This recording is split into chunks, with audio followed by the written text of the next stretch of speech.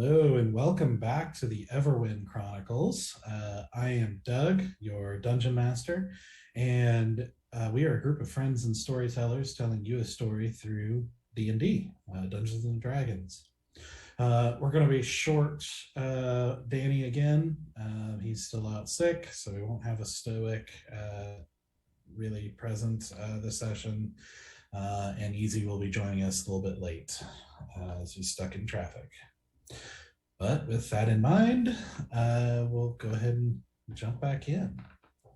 So the party, after defeating the necromancer Belladonna Rixa, took a trip into the Feywild where they escorted the girl Selena to the Azure Grove and persuaded a being known as the Sapphire Queen to adopt her.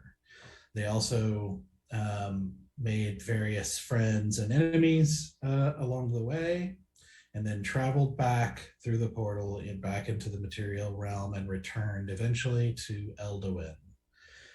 Along the way, Stoic did inform the party of his deal that he made with the devil Bulgash,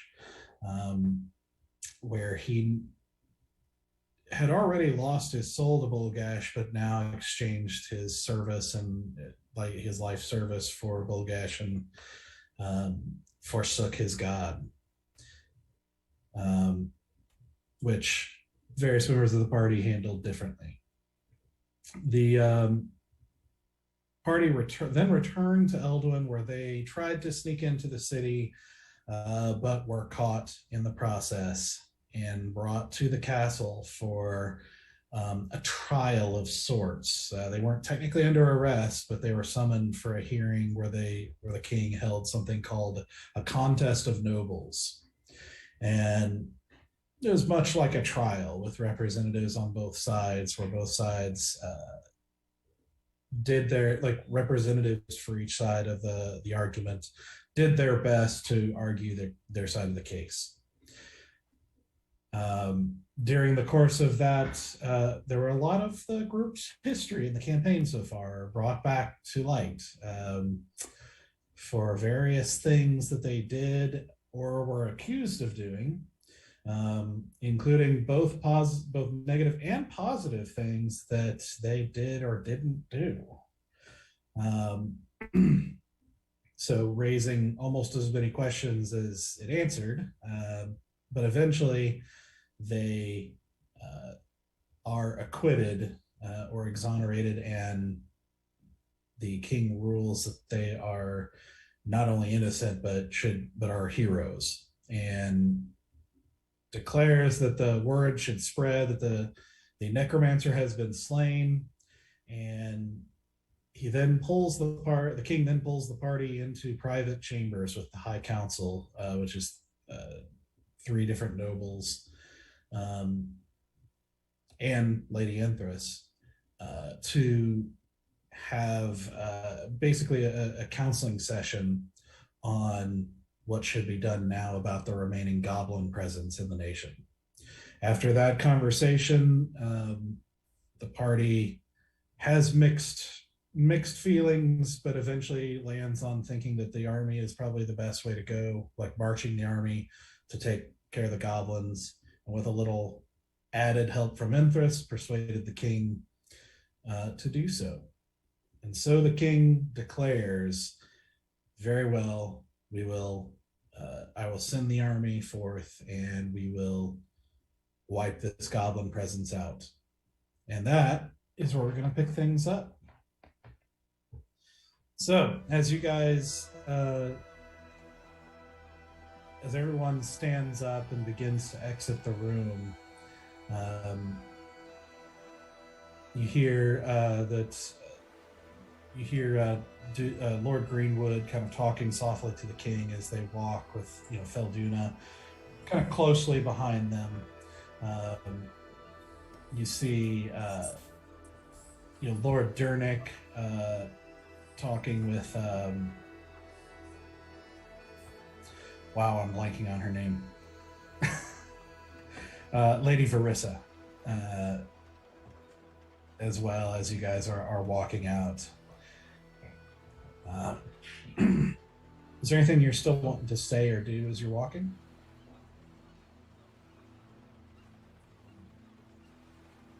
Mm, I'm gonna walk next to Philduna real fast because I haven't seen her since she destroyed that ring at Duke Polton's house way back when.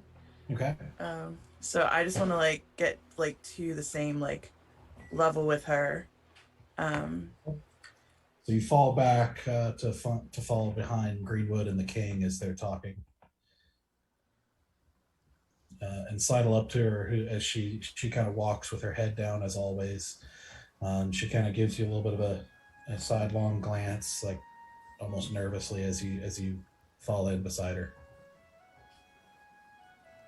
are you okay? I'm fine. The the face thing was really scary. That was not a mask that should exist. It should not. Will you be able to take care of them the way you did the last time I saw you? Uh, she sort of like looks nervously around and she says, I'm not sure what you mean, but I hope we'll be able to. Uh, I hope we'll be able to destroy it. It's very powerful. I've not seen anything quite like it. I don't know how it was made.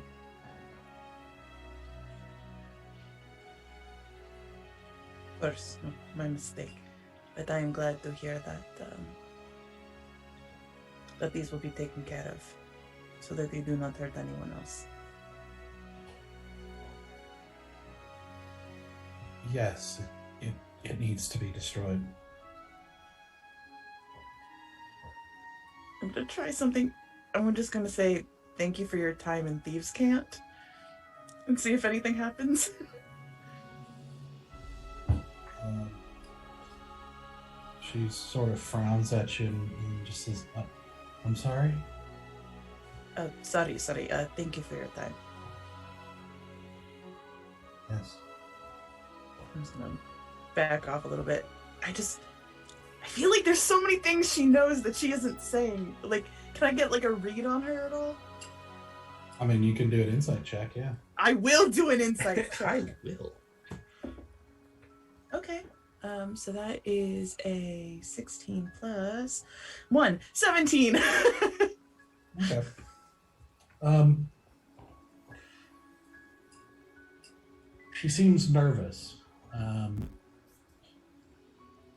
but you've also seen that before, so you're not sure completely if there's anything unique about this situation, or anything like in context here that's unique to that. She seems like your experience with her has been that she seems to be a nervous, like kind of shy, antsy person in general.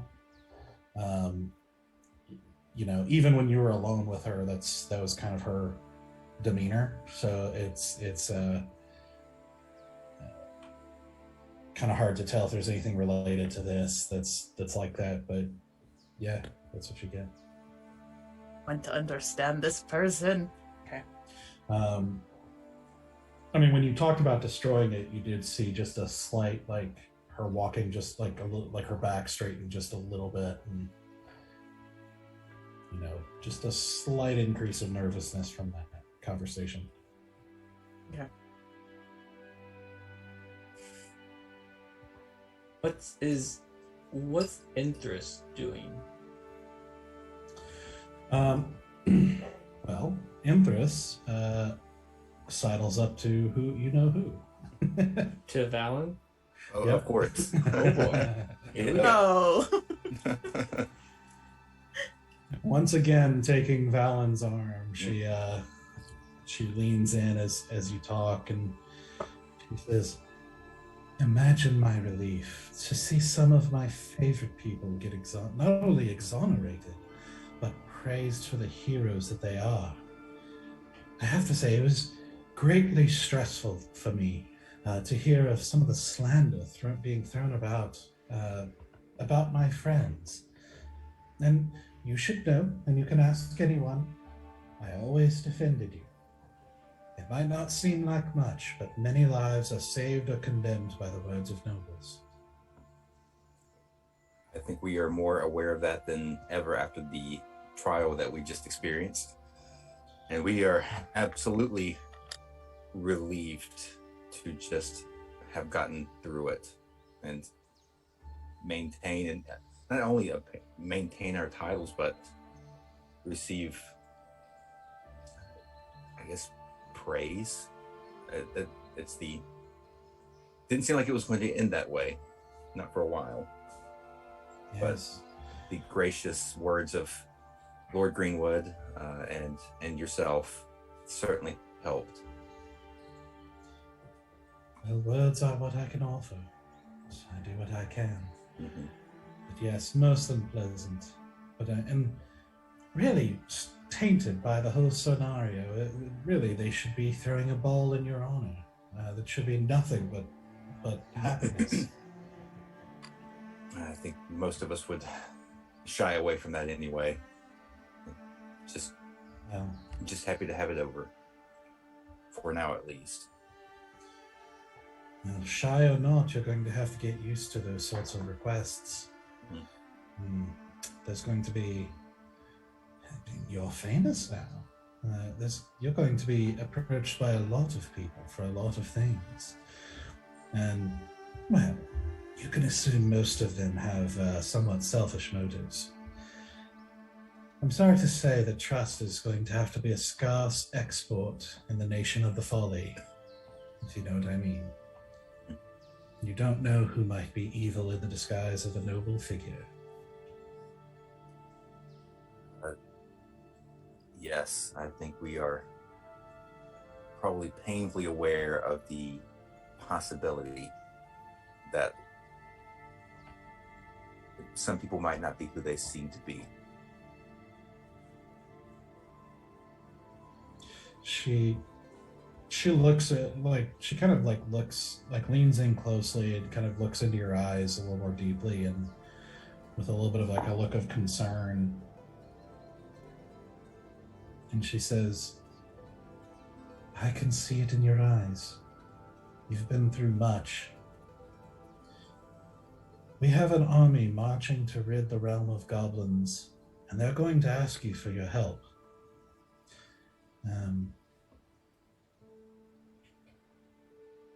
You are also, like I said, you're going to be approached by a lot of nobles for a lot of schemes and plans that you can't possibly pass up.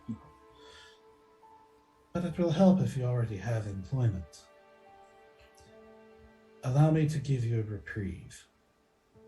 Now that this nasty business with the necromancer is over, I must rush south to install a new duke in place of Duke Eino. Hopefully one that will be a bit more present this time. So, allow me to pay you to house sit Redfeather Manor whilst I'm gone. It's with the military of Eldowyn gone on its noble journey, I would feel quite a bit better if I left some sort of protection in place. Of course, I don't want to speak for everyone else, but as much help as you've offered us, I feel like this is a small, this is the least that we could do, is to keep an eye on things for you here. That would be wonderful. I would feel so much more comfortable. And she says, a little bit louder, kind of turning a little bit to Bear, as she says, and I just so happen to have received a cask of a very special batch of Stormbrith bourbon that you might be interested in partaking of. Hey, Fallon, I think a house visit might be on the docket then. What do you say? Well, we have just our services have just been requested to keep an eye on her house while she's Oh, taking care of business outside of the city. I think we could squeeze that in our busy schedule. Excellent. Well, you might then take care of whatever business you have and come visit the manor whenever you're ready. My servants will know to welcome you. Thank you. We'll do that. Of course, and I am so very happy to see you safely returned. And it is good to see you as well. Indeed, we shall have to rematch sparring session sometime. I've been practicing.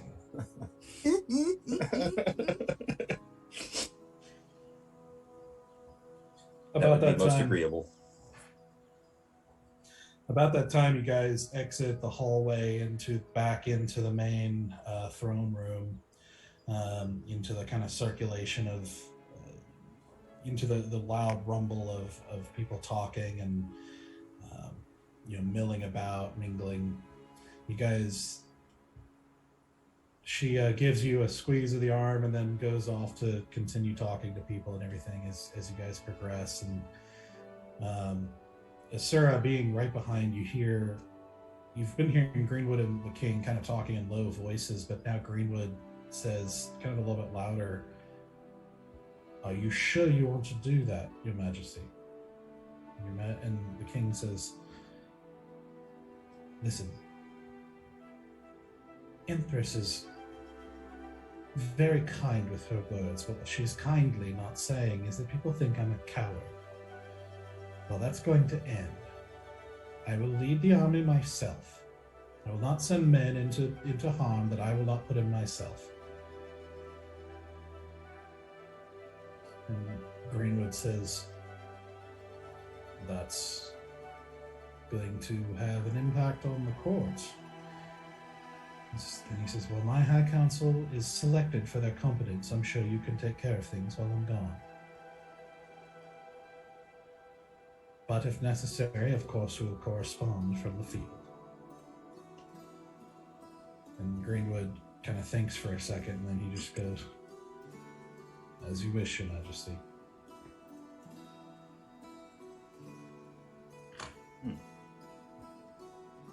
Okay, then. So, you guys are back in the throne room as a bunch of nobles and a number of them eyeing you as you re-enter the room. As the nobles begin, as the High Council begins talking with various people and everything. What do you want to do? Am I getting that feeling again like I did before? It's maybe a little bit still there, but kind of fell in the background as your mind has been on other things. But it's still there a little bit.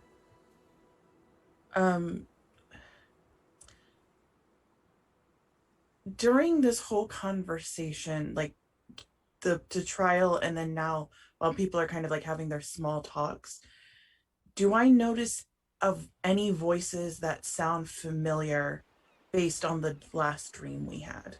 Those voices that we heard. Is there anyone in this room who has the same or similar voice? Do a perception check. So let's be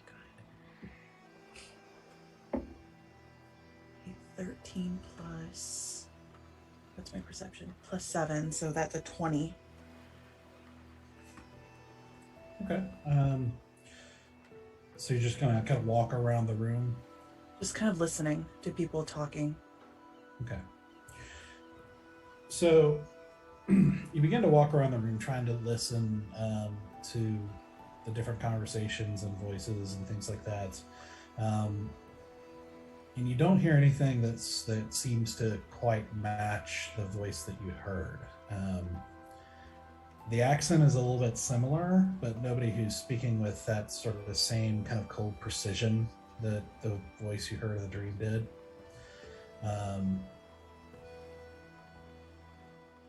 The efforts to listen are a bit hindered, however, as you start walking through the crowds, and nobles are constantly coming up to you, trying to introduce themselves, trying to talk with you about small talk stuff, and like everyone wants to talk about how unpleasant that proceeding was, and how they thought you were heroes, and how they knew all along that you were innocent, and um, how they'd love to have you come for dinner and come visit their lands anytime. They'll show you this, that, or the other particular thing that's unique to their area or that they have to offer, many of which is the same.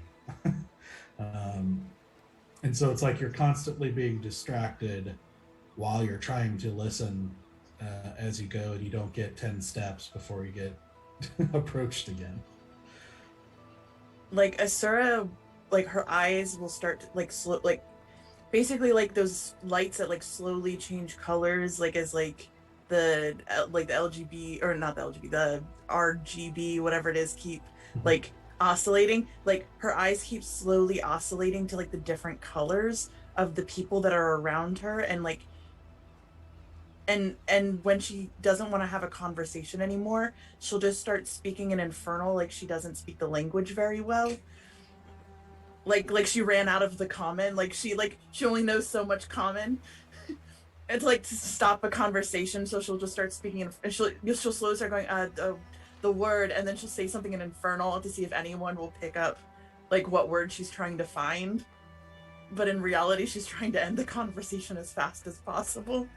But okay, so then at least can I clock the accent? Is there anybody that has the same accent that I can at least ask like where they're from?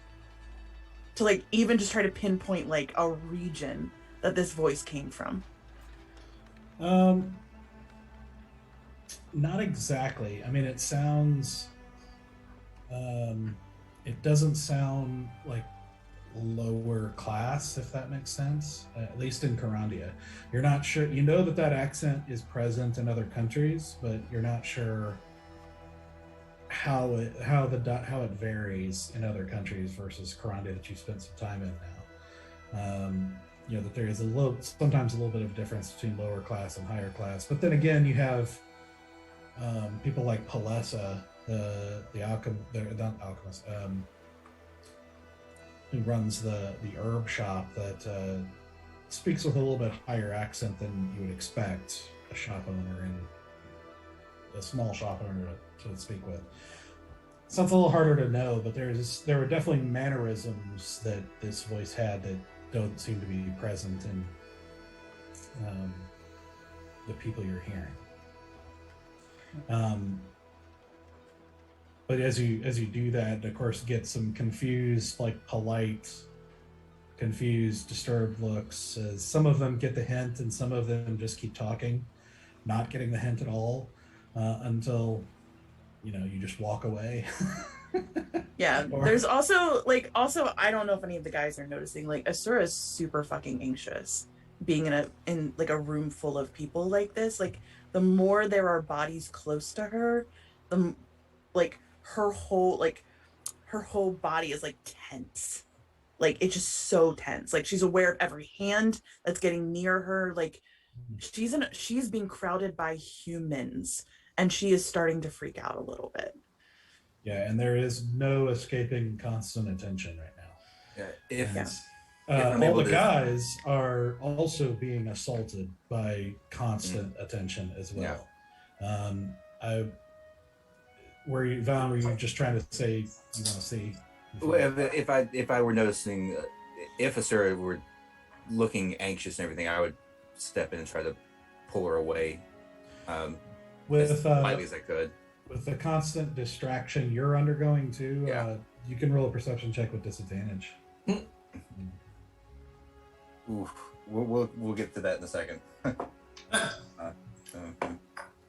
Okay, rolled a 16 and an 18 perception, so it'd be a total 18. Wow. Yeah. Yeah, I mean, I would say you can see that she's kind of standing a little more straight backed than normal. Kind of looking around like with extra alertness, like definitely not comfortable. Her eyes just doing the oscillating thing, like she was saying.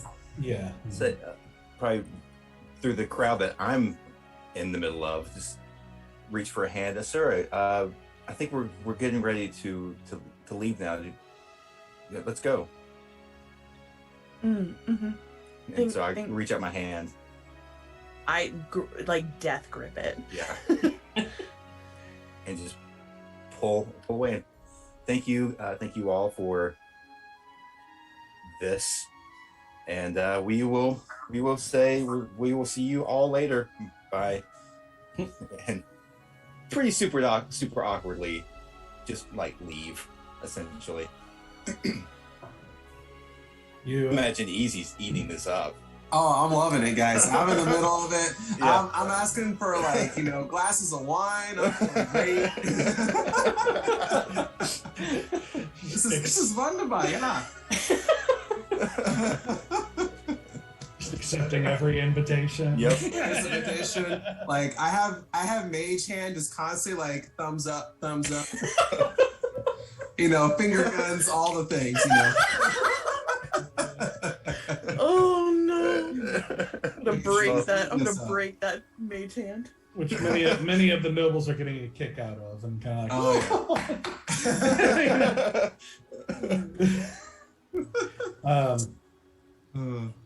Asura, as you're pulled out, you as you basically say something in, dude, I am blanking on every name today.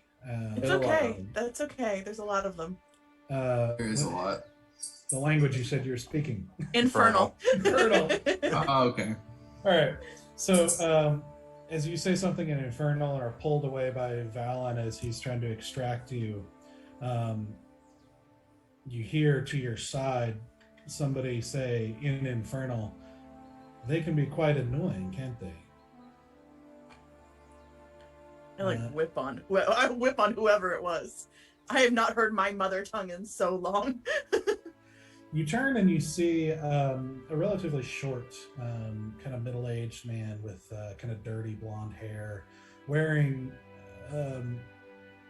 garb that looks like something that a servant might wear, but not like one of the castle servants. Somebody who is dressed very well, but not actually a noble. And he continues and says, I have been sent at the behest of the bountiful Baron Vexier of House Tawthron. He likes to make connections with new members of nobility in order to make them aware of his unique services. He's the owner of the Golden Sphinx. And he's able to provide you a variety of services you might otherwise find difficult to acquire. It's a good connection to have.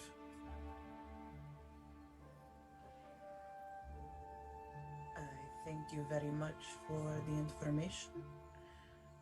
And it was also very nice to hear someone, and this is definitely a human? Yes, at least as far as you can tell. Someone speak the language surprisingly well. Thank you, I've traveled quite a bit. I am impressed by the accent. Thank you. Could you, I apologize, could you repeat the place again? That you said Baron Vexier? Yes, the Golden Sphinx here in the Leaf District. You can ask anyone, they'll know where it is. It's the finest dining and drinking establishment in all of Columbia. And he invites you there for a drink. Mm. He kind of gives you like a little bit of a sly look, and in Thieves' Cant, he says, I can assure you he's able to find something that will make you smile. Mm-hmm. And with that, he like gives you a kind of a bow of the head and then disappears into the crowd. But what was that last part he said? Well, to Asura, because I'm right there with her since I was Yeah, pulling her away. You don't know what he said though. He Yes. switched. He was talking in Infernal, and then he switched to Thieves' Cant. Yeah, Asura, what was the last thing he said? Or because he's speaking that weird language that you will speak of from time to time. I think you call it Thieves' Cant.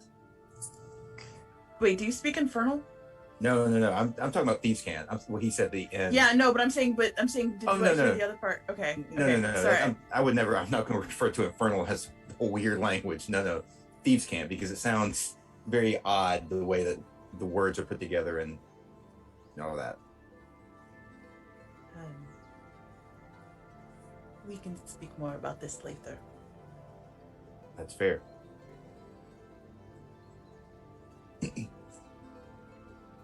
Where is Colonel Oak?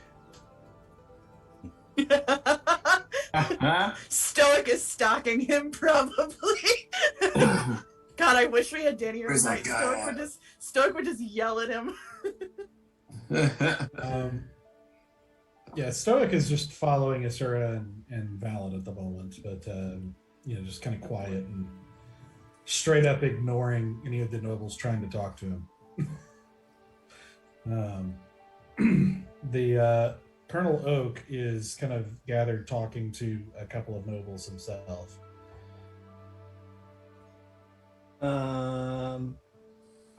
Shit. Is there a guard, whatever they're called, the King's Guard, that's like high in rank that I could talk to? At the moment, it looks like there's quite a few guards around the door and the kind of lining around the walls, just kind of standing with their backs to the walls all around the chamber. None that seem to stand out in particular rank at the moment. Okay, I'll just go to the guards that are by the door where we saw, I think her name was Asiri, get taken. Okay. Pardon me. What happened to the woman that claimed to have killed all the priests and the clerics? You took her through this door, correct? Well, she's. I'm sure she's being held for questioning and for the trial. Though it ought to be quick since she confessed. Right. So I'm actually glad I'm doing this now. Do you mind if I speak with her? I kind of want to question her myself. Well, I suppose that's up to Colonel Oak. Okay. I didn't want to bother him, but looks like I have to. Then I make a beeline over to Oak. Okay. So I just walk up. Colonel Oak, may I speak with you? He, as you interrupt the conversation, he kind of gives you this dour look, and the other two nobles just sort of we'll give you a moment, and then he turns and looks at you without speaking.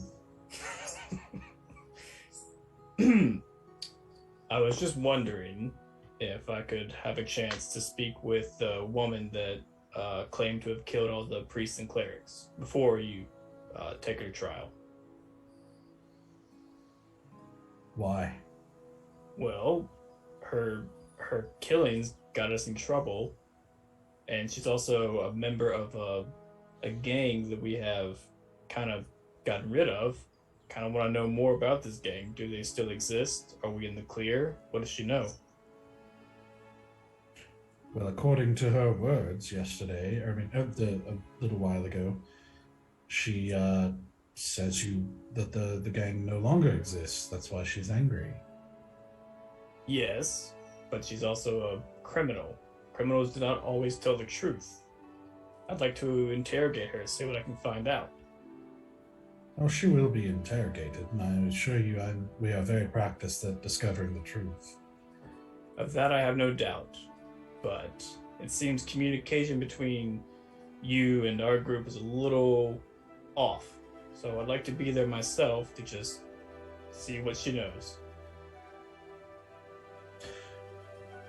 I'm not certain if off is the correct term.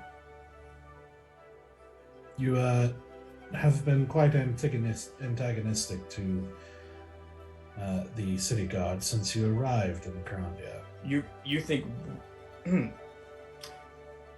how so? How have we been antagonistic? Well, I believe some of that has come out in the contest. You have you burglarized the people who make the very things that keep our men safe. Then you and did we arrest you and hold you for trial in public? No, we dealt with it in private, which you should be thankful for, but you're not. Then you had your cleric over there had a the audacity to imply that we are not doing our job, or that we are incompetent, or whatever it was he was thinking. But I can assure you that we do. We do our job to the best we can, but we live with realities you all will not ever understand, because not all of us can face a powerful necromancer and survive the encounter. So we must all protect our families and do what we can as best we can. And I am thankful you've rid us of the Leather Hand, as they've been that man had deep hands in our ranks, and will not be as much of a problem. Will allow us to do our job better.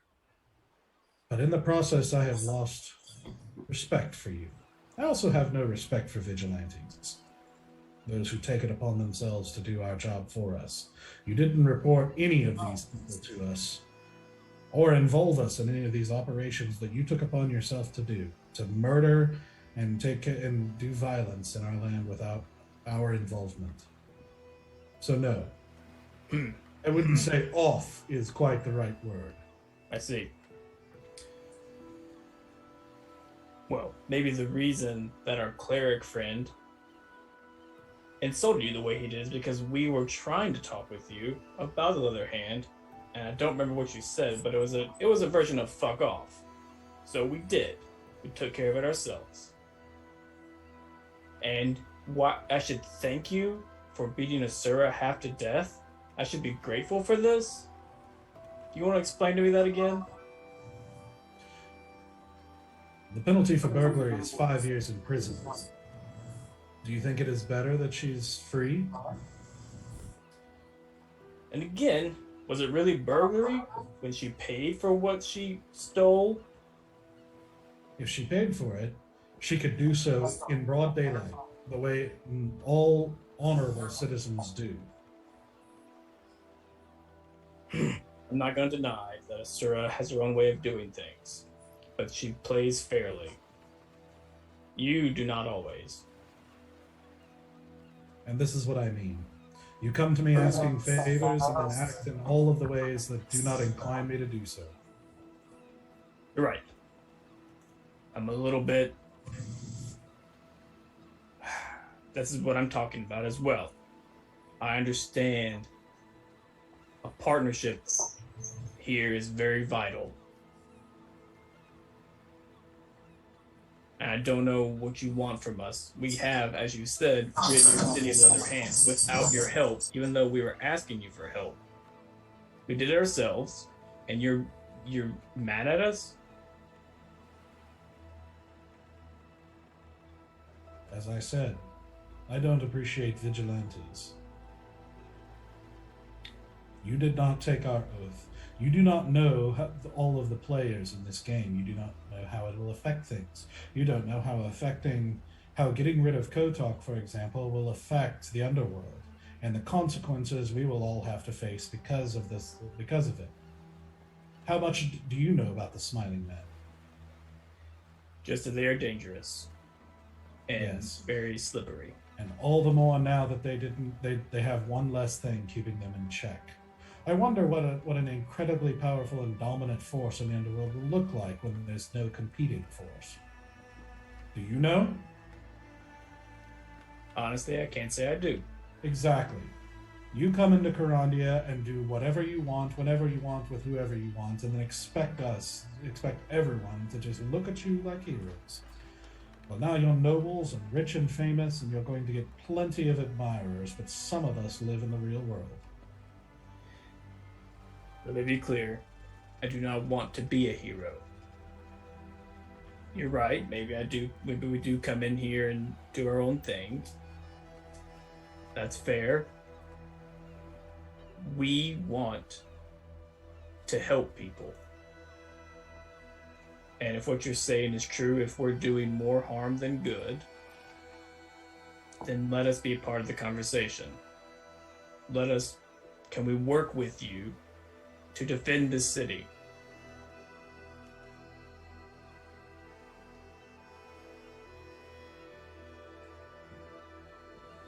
I want you to roll a persuasion check with disadvantage. Disadvantage? Alrighty. You did insult him and then say, let's be friends. That's true. This is true. But he did beat me in an alleyway, so, like, I get it. You said persuasion? Yeah, with disadvantage. Ugh. Well, it wouldn't matter. They're both kind of bad. That's a 10. He says, if you'd like to speak to one of our recruiters about joining the city guard and taking the oath, then I can direct you. But until that day, I think you should do whatever you nobles do, and I will continue to do whatever I can to protect this city. I wish you a good day. And he, like, pointedly turns his back on you and then walks away. Okay. I'm gonna walk back to the guards by the door. Okay. Oak said it was fun. I can go by. We're all good. Roll a deception check with disadvantage.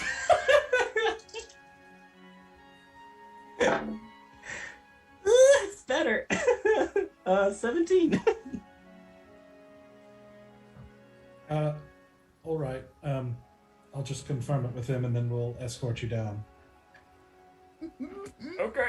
Sounds good. It's not gonna. Oh, it's gonna make it so much worse. So he starts walking over to Colonel Oak. You're just letting it happen? Yeah. Oh my gosh. You're about to make this 30 times worse, my guy. This relationship went from bad to like toxic now. It's bad. Well, I mean, I made my decision. It was probably a dumb one, but we're here. Well,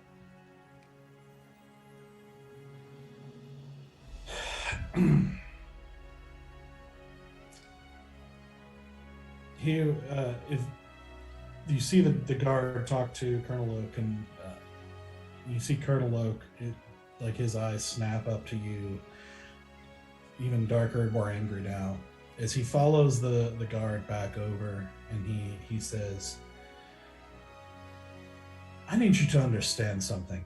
You might have been exonerated here. You might not be held accountable for all these actions. You may have gotten off free from all the things you've done before. But if you start messing with my guard, if you start lying and start interfering with our work and messing with my guard and lying to them, I absolutely guarantee you we will make life as difficult as possible in this city as we can. Every noble knows we are the sword that protects you from all the dark things out there. It would be a shame if that sword turned against you. We already know what can happen to one of you if you're caught out at night without proper protection. And then he turns and leaves again. He before he turns to the guard and says, they are allowed to stay here, they are allowed to do business as defenders would, and they are allowed to leave, but they are allowed to come nowhere near any of our prisoners or our dungeons. And then he turns and walks away. And he stops and he says, "And if they try, arrest them." And he turns and walks away. And you see a couple of nobles who overheard this kind of loud exchange immediately start whispering with each other. Just look back to the guards and be like, well, okay. And I beeline out of there. They've just got eyes straight forward, like at attention. As I walk away, I just mumble to myself, "Oh, it's gotta have the last word. I don't know why we can't have a conversation like adults. So we gotta turn around all dramatically. Yeah, we're gonna turn the sword on you. We're gonna."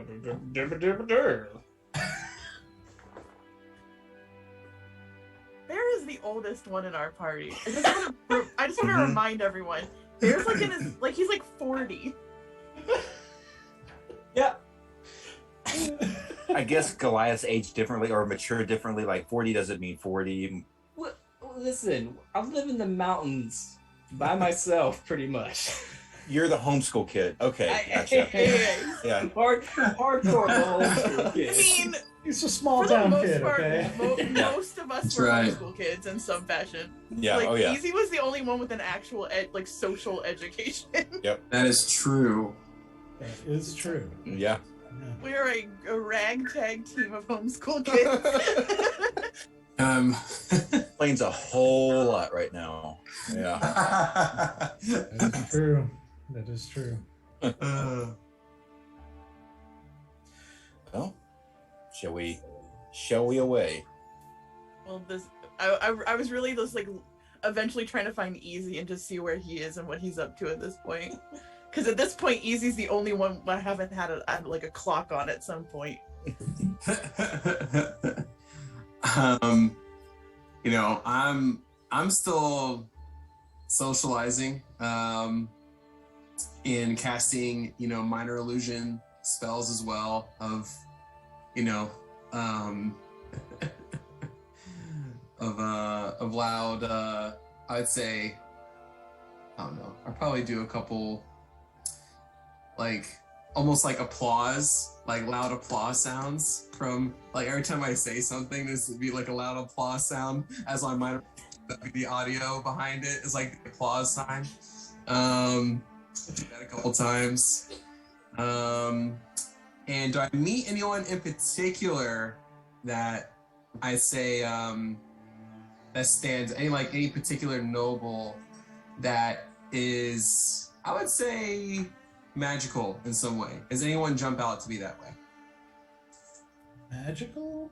I would say innately magical, or I would say like who obviously is practicing, you know, some kind of magic or to pique my interest, or are they all just regular nobles?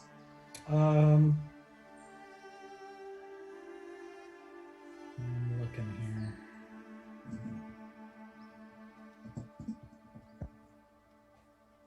My list.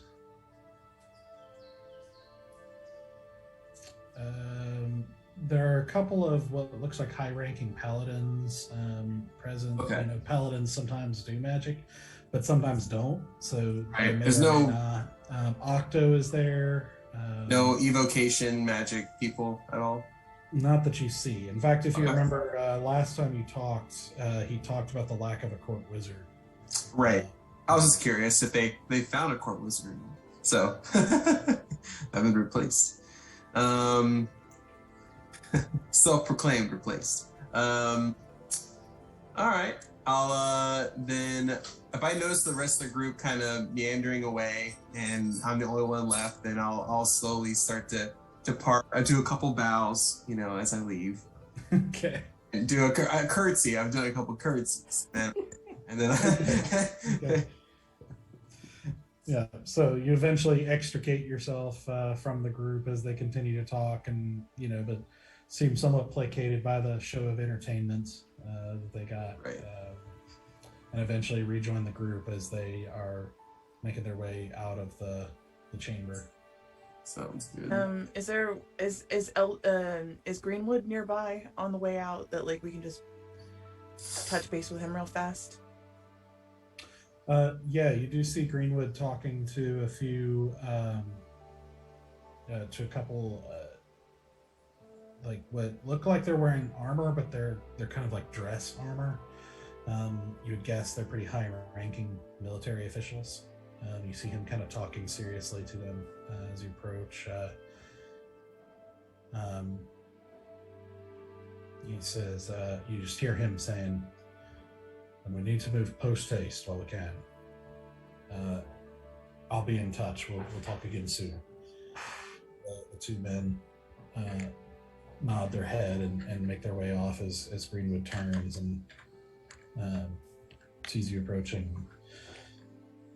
Glad all that unpleasantness is behind us.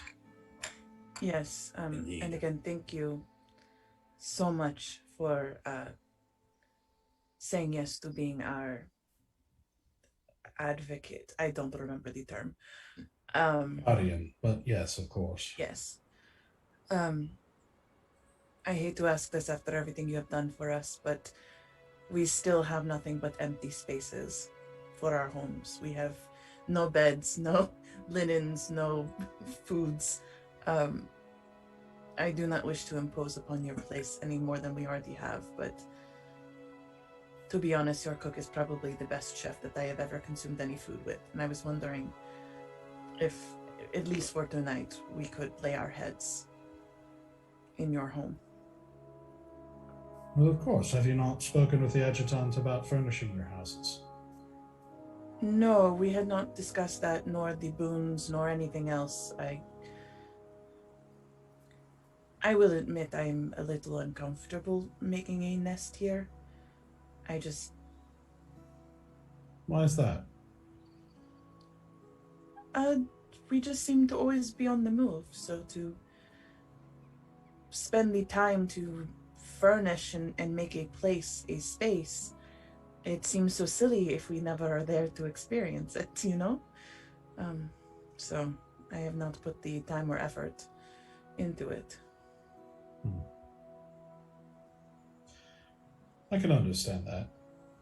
I used to do quite a bit more traveling, and so I used to have similar feelings when I did so, but I suppose there's value in having, even if you never see it, even if it's only an idea in your head, the idea of a home, building a place to return to, a place to fight to return to. But that's your decision. And of course, you can make use of Eldergate again if you wish. I can stay in the apartments here in the castle. Well, I do not wish to kick you out of your own home if you had plans to stay inside your own space. I just wanted to ask. It's no trouble at all. I don't know if I will get much sleep in helping with the arrangements as the army departs. I'm just gonna lean in really close and I apologize for overhearing, but do you think it is wise that the individual will be out in the field? You see him look over at the king, who's talking with some other nobles and Lord Dernick, and he's kind of thoughtfully and normally no. I think a king should normally stay. I think there's going to be a lot of decisions to be made in the wake of everything that has changed in the last few weeks, but he's not wrong about his public perception. And something as old-fashioned as a king going out with the army might do something for him. At least it's better than nothing.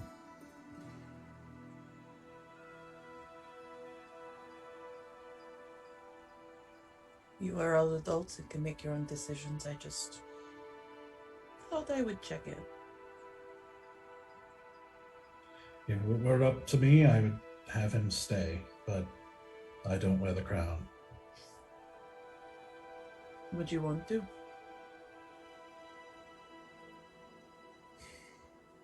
I think crowns are much heavier than people realize.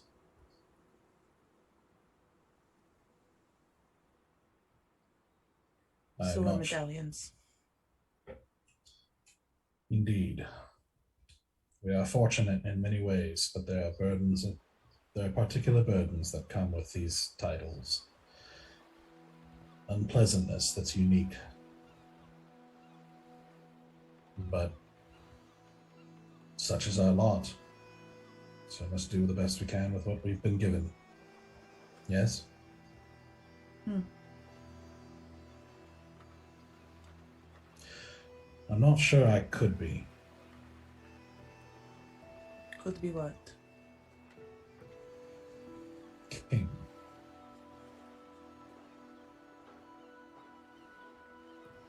As a personal not could be, or legal not could be? If the things happened in Carandia that if I had been wearing the crown when all of these things started happening in Carandia, I would have sent men out to take care of it immediately. And the king is not wrong when he talks about endangering men's lives. I am a man of action and a man of establishing control. Who's to say that Gethryn wasn't right? I don't think he was. I fervently believe he should have acted much quicker and much sooner, and we probably could have avoided much of this if the seed had been taken care of instead of being allowed to grow into a tree. Trees are much harder to remove. But I'm not a god. I don't know everything. Who's to say?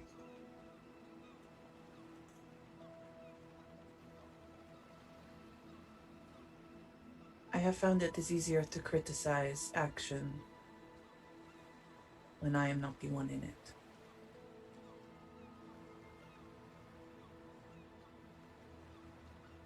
Indeed. I'm sure you've done your share of criticizing of nobility, and now here you are one. How do you feel about it so far? I do not much care for it, to be honest. It's a lot of performing.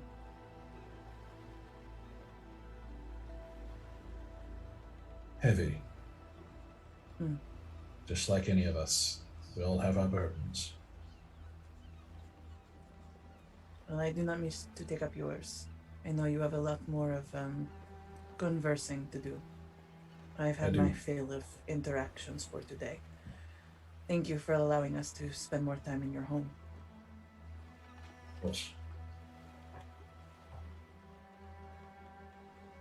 So he gives you a head nod and then turns and immediately starts talking to someone else. He seems like he's busy with things here. So.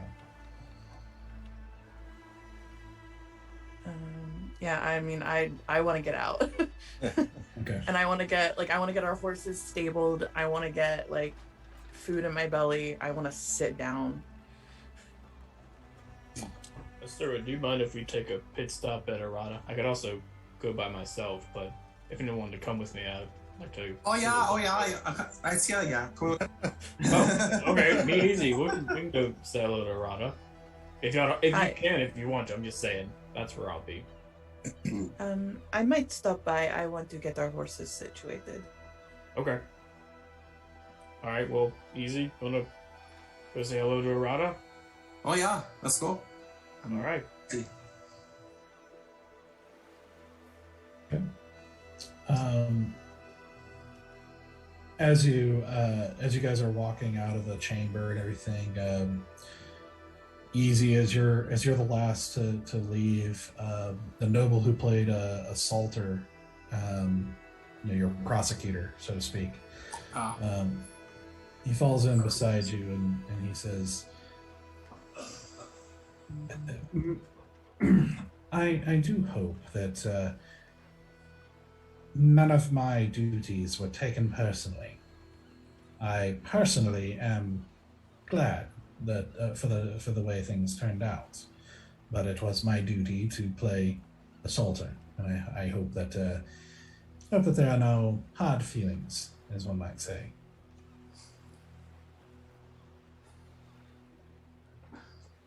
Well, I would say that, I mean, granted, I didn't hear most of the Right? right? So I don't really know how he really presented himself. Just to put some preface on that. Mm-hmm. So then, there's a lot of, as I've seen through history, as I've read, I mean, obviously I'm pretty good at history, in knowing books about the world.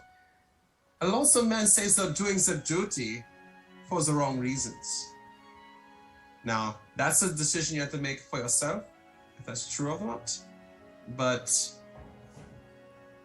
I would say, obviously things went out pretty well for us here. I'm actually pretty happy. I've obviously had like 3 or 4 glasses of wine by now, so I'm feeling pretty good. I saw my tankard. Sorry, I'm not even, I'm not even drinking out of a glass of wine. I'm drinking out like a leather cup. Out of a yacht. and yes, perfectly fine young man to me, sir. And you do the best that you can in assaulting those that don't deserve it. Bon voyage.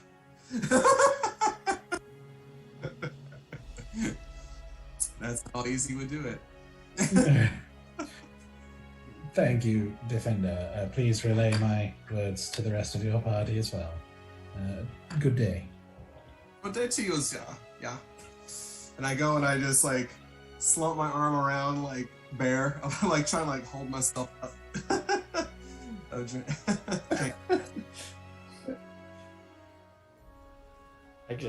I put an arm under him and kind of support him and walk him along.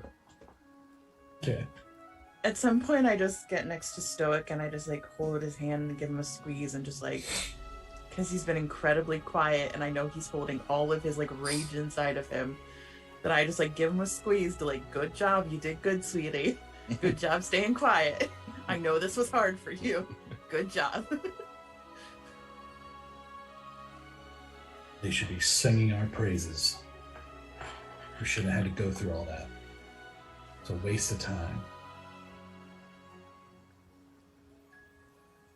I think we should just get some hot tea and some good food inside of you. Okay.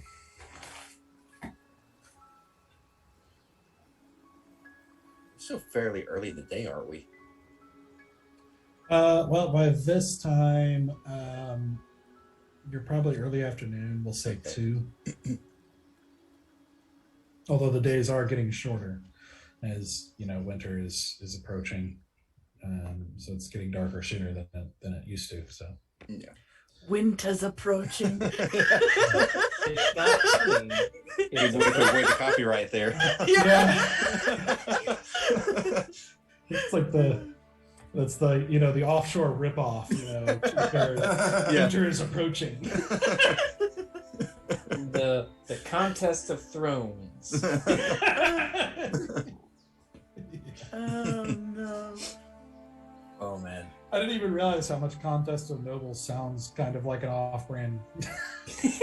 Listen. The fantasy realm has its tropes. Yep.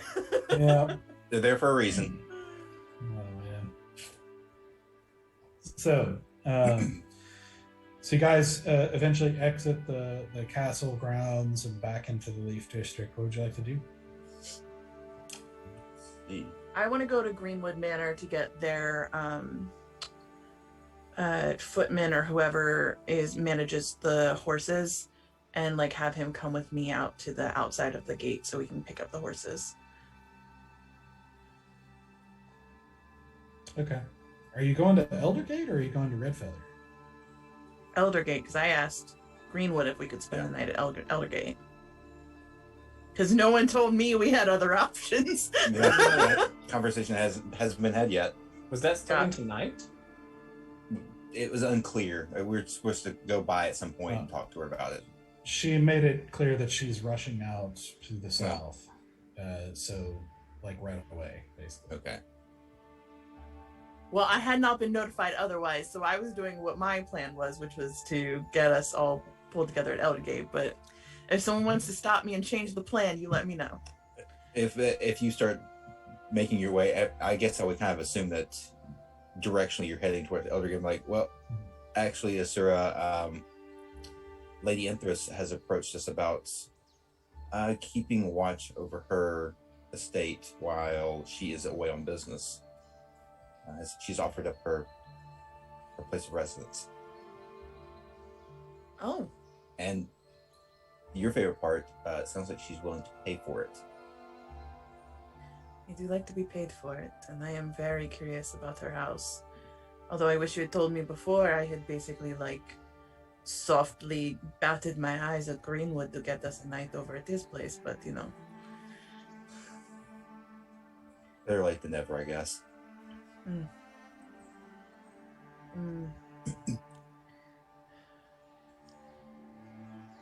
You know, I am still uneasy about her. She is very persuasive, which can work in our favor, but also it is one of those things that makes it hard to completely trust.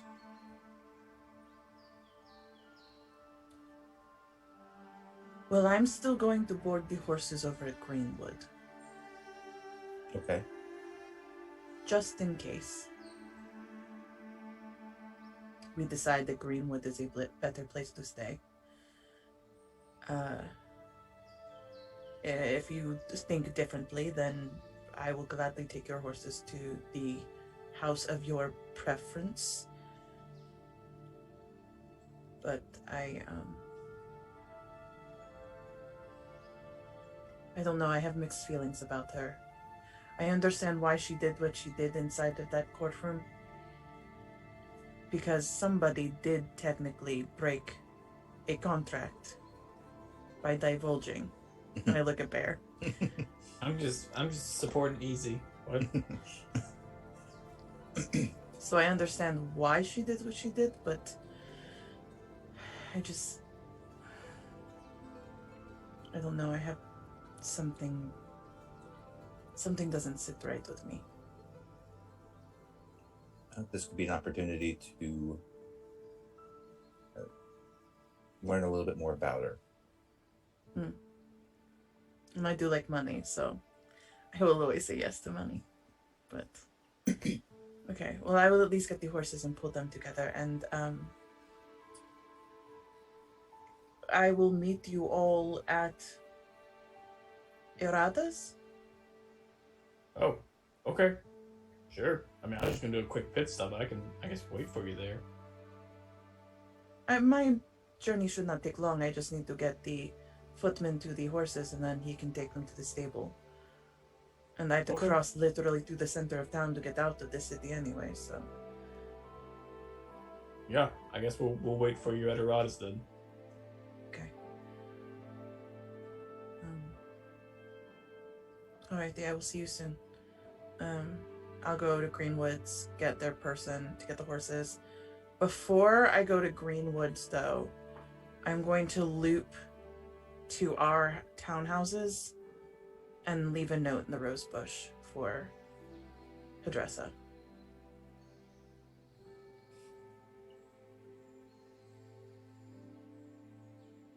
Okay. So you swing by Eldergate. You go to, ask for the head servant, Robert. You are told that Robert is no longer working there, and that a man named Boril is the new head servant. What happened to Robert? He doesn't know. I don't like this. I don't like this at all. Yeah. Know to change. I don't like this one bit. This makes me uncomfortable. But he fetches a stable boy to go with you, and eventually you make your way down to retrieve the horses and all the way back up to Eldergate, which is Is that guy that was watching the horses still there? You never really asked about them before. It was usually other servants that took it for you. This No, is no, no, just no, some... no. The guy the guy that was in the outskirts of town that I gave him a couple gold and I asked him some questions. He didn't have any answers, so I said just watch the horses while we're going inside. Yes, you guys still there? Yes. Okay, I give him another 2 for watching, which he is very happy about. And informs you where to find him if you should you need anything ever again. Cool. What was his name again? Anything at all. That's a good question. I think come in real handy at some point. Yeah, I don't know if you gave him a name or not. Hold on, I will check my notes. He just wait. Wrong person. Ankle Bones, that's his name. The shin bones connected to the Michael Bones. Tick. He just goes by Tick. That Tick? That's Alright, cool. flea tick. Mm-hmm. His brother might. Wait. Oh. Wait. No, I don't get it yet. Like Fleas, ticks, and mites. It was a biology joke. Listen, I went to school. I learned about the anatomy. So that's going to take you about an hour, we'll say, going there and back. So the rest, so you're doing that by yourself, and the rest of you are going to Irada's. Is that correct? Yep. Okay. I would probably say Stoic probably comes with me. That's right. I kind of figure that too. Because I'm going to ask Stoic to come with me so I'm not walking streets alone right now. Okay. Sure. Stoic goes with you. And you guys, the rest of you, make your way toward the central marketplace to Irada's Goods. As for all of you, as you're making your way through the city, you feel the shift in mood. There are people laughing and drinking and like playing music and dancing and all sorts of things.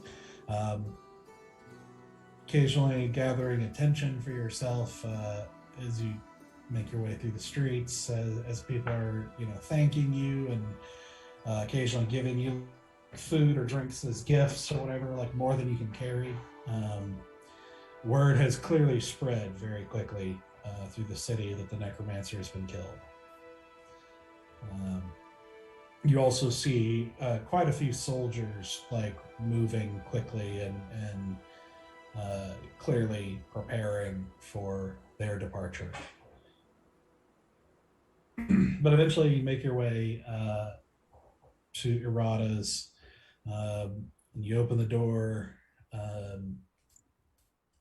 to it was an empty shop, but there's a couple that's just leaving as you enter. To now empty, at least for the moment. As Irada sees you guys enter, he says, "Oh, hello! Oh my!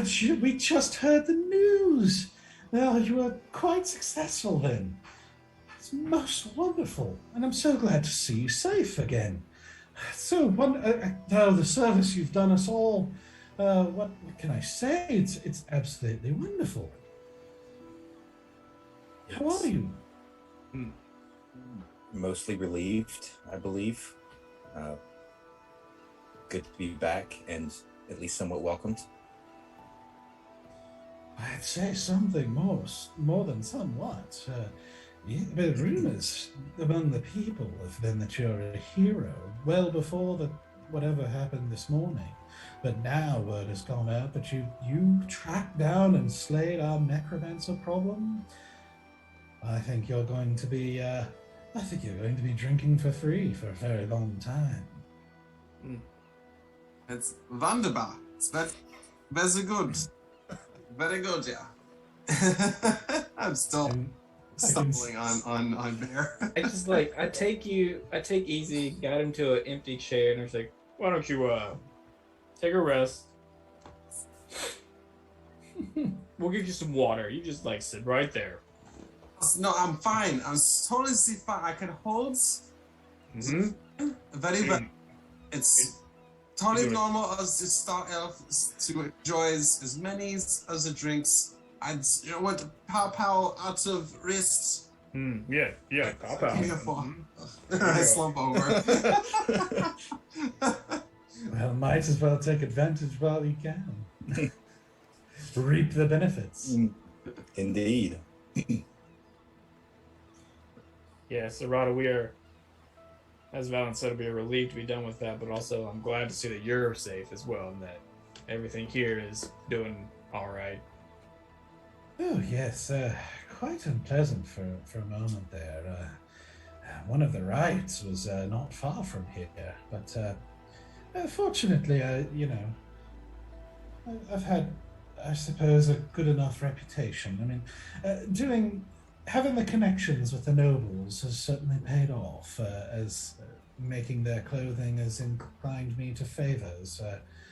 And so I had a couple of nobles send a few of their guards to stand outside while the worst of it was happening. So my shop was able to stay safe. Although, to be fair, this immediate area didn't see immediate danger in the end. But it could have, it was getting much worse. And lots of people were leaving too. Lots of people were having, sort of fed up with the whole thing. Just going to sow their oats elsewhere. Now it's over. Now we can get back to thriving. Wonderful news indeed. Did you ever think about leaving with the rest of them? Well, I idly think about leaving to other places occasionally, but I've done quite a bit of traveling in my years already. I really wanted to settle down a bit more. And so this seemed like a good place. And I don't think I'll leave anytime soon, but you never know where the winds will blow. True. Well, Rod, I did have something. I came across something on our journeys that I think you would find interesting. Really? Mm-hmm. I pull out the tiger melon seed, and I put it on the counter, and I say, apparently, I trust our sources, but this seed comes from the Feywild, and if it grows, it can produce a melon that turns, if you eat it, you turn into a tiger. And if a tiger eats it, he turns into another animal, as far as I know.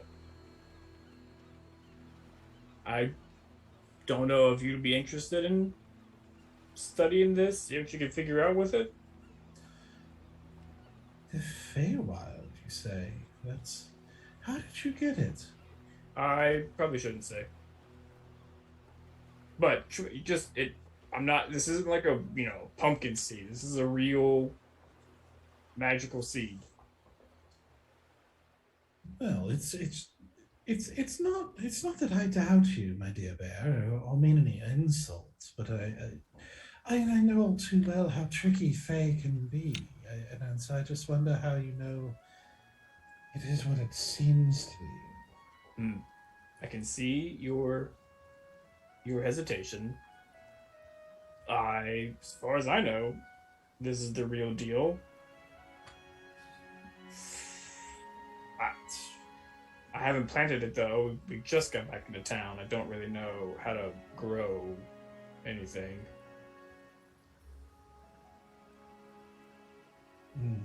Well, I suppose. Well, I suppose Kiri might be able to help when she comes back to determine what it might be, and if it doesn't seem to be too dangerous, I suppose the only way to find out for sure is to plant it. It's easy. I know how to do this. Let me see. you know how to do this? Can I do like what kind of check should I do to see? Do you have identify I do have identify. prepared? Oh no, I don't. Oh. Can it be done as a ritual? It's a ritual, but I still have to have it prepared. Okay. Yeah, it's there. It's there, so I think it's there, but I don't actually have it prepared. It's a weird way they template it on D&D Beyond because I think I have it, but I actually don't. Oh man, that bites. But Okay. yeah, I don't know what kind of check what thing I could do to see if I even have an inkling of knowing how to do this. I mean, it would be an Arcana check to know if you know anything about magic seeds or Magic seeds. Yeah, I'll just do about anything magic like seeds. this. Yeah. Yeah. All right. Let's see how I do. That's not very good. That's a 12. Not this in particular. You've heard. There have actually been a couple of like fairy tales around magic seeds. You know, think like kind of like Jack and the Beanstalk type thing. Gotcha. Where it's like, Okay. magic seeds are the subject of a couple of them, but Okay. nothing that seems to be like related to tigers or anything like that you're aware of. But it's Gotcha. always hard to know because of the changing nature of the Feywild. You know, what fairy tales are reliable or not, but there's nothing about this in the Tower of Knowledge that you specifically studied. Gotcha. And I'll just go and like cast mage hand. It's very simple. It takes the seeds and it shows like a pinching of a seed like in the hand, and it just like just like shoves it onto like whatever kind of ground is it in the shop? Is it dirt? Or is it Wood. It's wood, right? Just like shoves it in the wood. And then I cast my illusion of like a thunderstorm to come by. It's like comes by, and then the plant grows to its fullest form. That's how it is. I'll be over here. Like I said, start, sing, like roll out the barrel and stuff like that, and like, but not the real words, just like making up words to it. Would you like to demonstrate? Rolls out.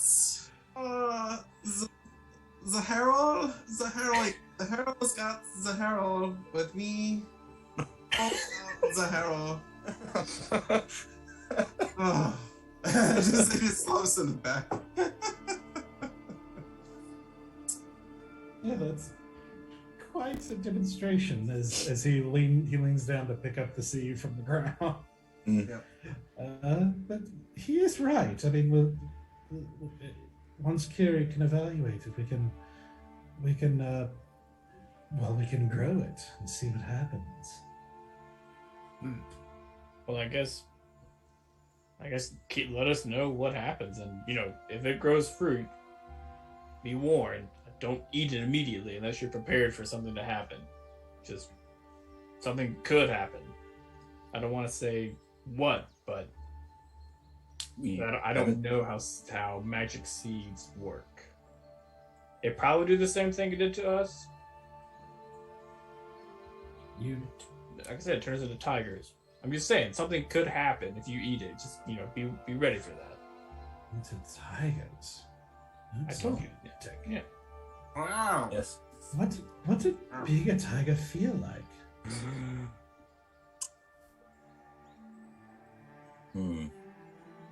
I actually kind of loved it until I had to attack something. Then I realized I like my arms better. Oh dear, you had to attack something. Oh man, I keep speaking. Store's gonna be pissed at me if I keep talking. Valen, why don't you take over? I keep just talking here. I certainly don't mean to pry into secret matters. That's okay. There's just some holdover from the trial that we're okay. We're okay. Do hope so. Yes, being the tiger, I quite prefer to be a human. So it was different. It's an experience. Try it once, and it's probably all you'll want to do. At least for me, I don't know. But yeah, so you say that Kiri's out doing something?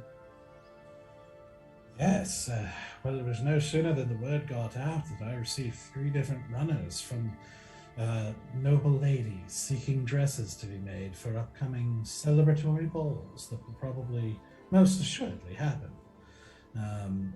So yes, I think business is about to pick back up. Are there's going to be balls that we're going to be required to attend? Oh, I'm certain you'll be invited, you being who you are. Invited to one thing, required to another. Okay. Well, I'm not sure.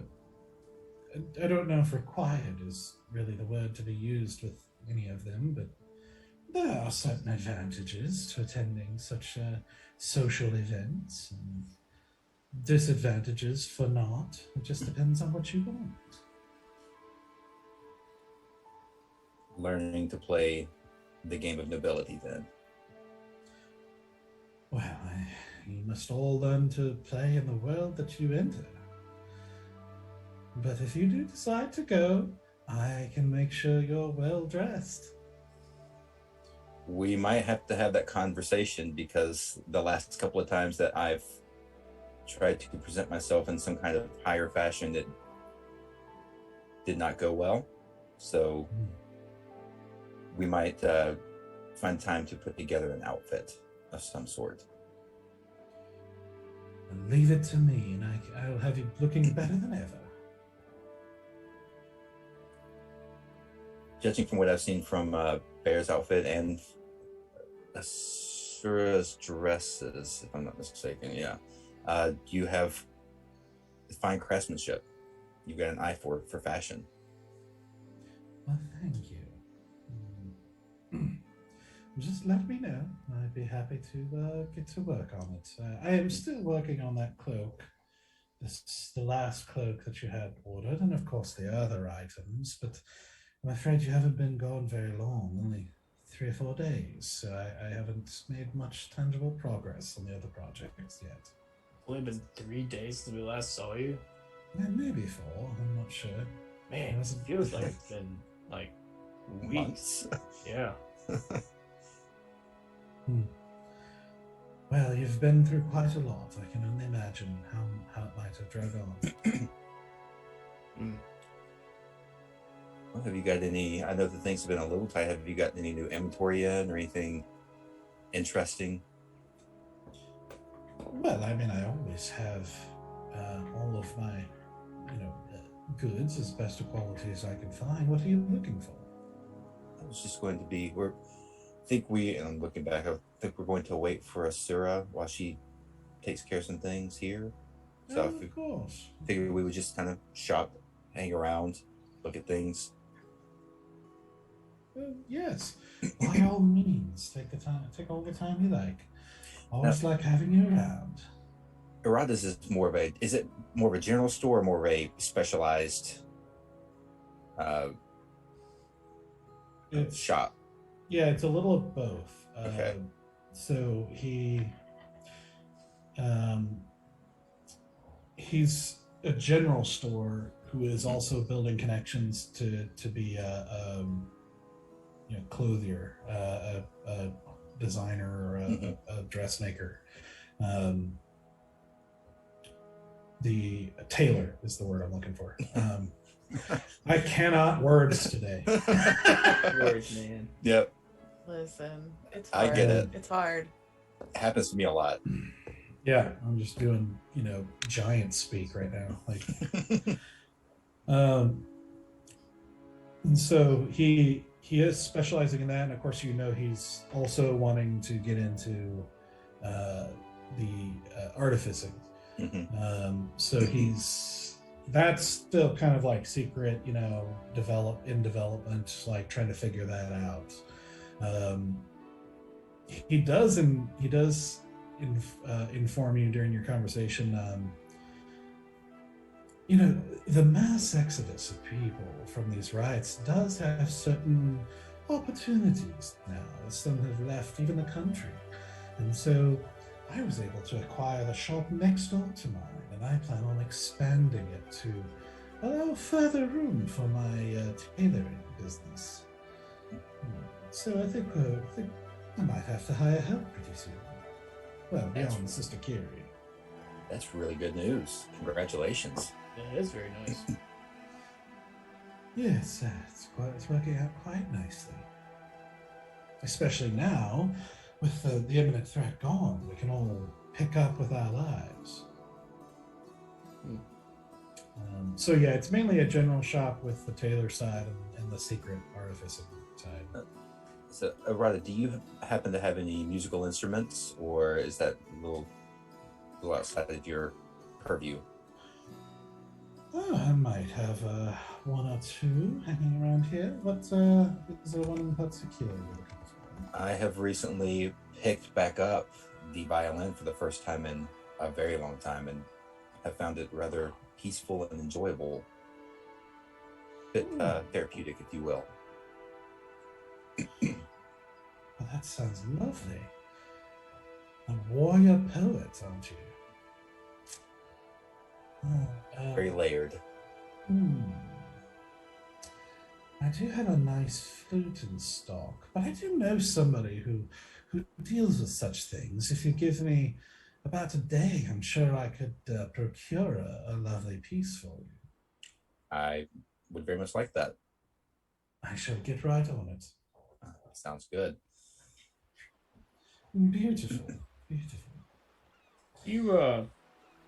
I mean, I know you could make me a pair, but I don't know if you had a nice pair of gloves lying around. Oh, just what sort of gloves? Just regular gloves I could hold my swords with. I can ride my horse with. Just gloves to keep my hands from cutting.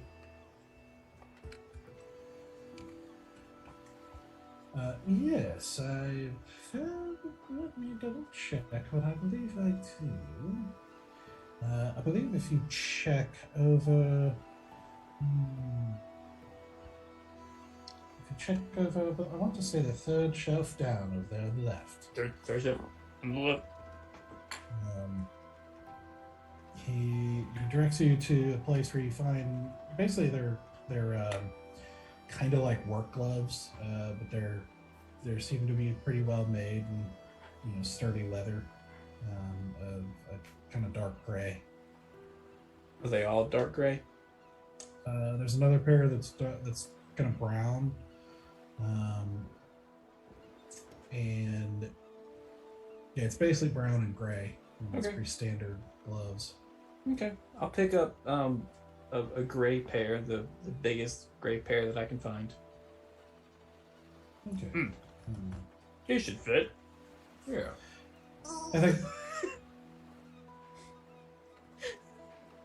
I think that'd just be like a gold. Okay. Flip them the gold. Thank you. Of course. And I Okay. put on the new gloves. I guess we just hang around until the surrogate gets here. Okay. You wait, and you see people coming and going, just kind of getting different equipment and talking to Irada, who knows some of them and doesn't know others, but he obviously tries to be himself and strike up a conversation relationship with anybody who comes in. Then about 30 minutes later or so, Asura rejoins you. Walks in with stoic as Irada greets you and is overly happy to see you as well. He also informs you, of course, that there's not really any real progress on the items that he's working on for you. You haven't been gone long enough. But yeah, so you're all here. It's funny because it feels like a lifetime since I saw you last. That's what I said. Well, I can only imagine for what you've been through and what you've faced, it could feel like an eternity. This time is very different now. Feels different. Um, I. Kitty is not around, yes? I've heard she's running an errand at the moment. She's gone out to fetch new materials for some new dress orders. Oh, well, I'm sorry that I missed her. I was hoping, actually, if I could speak to you privately for a moment. Oh, yes, of course. Yes, I suppose we can step to the back. If you all would just let me know if somebody enters the shop. You do that. So he leads you back to the hallway that you've been in before, behind the counter. What can I do for you, my dear? I know I already have a lot on your plate, personally, so I apologize that I might be adding something new. I take out the 2 amulets from the Kotak battle. I would very much like Kitty not to see these. These come from the night that we found her in you-know-whose space. I see. These are the amulets that transfer harm. Yes. I managed to use them once in a scenario, but it was so burdensome to get them on the other person to make them at all useful.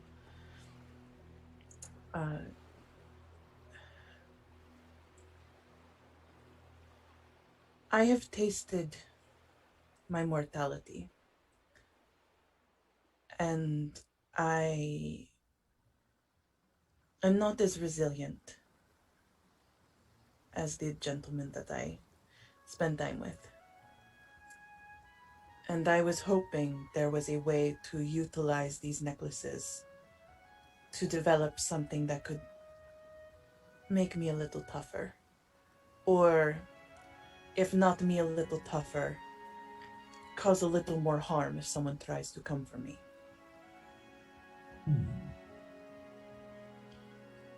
I see. Well, I would certainly hope I could help keep you safe. Of course, I would. Yes, there's quite a few projects that I'm working on at the moment. Would you like this to be worked on before the continuing to work on your dagger?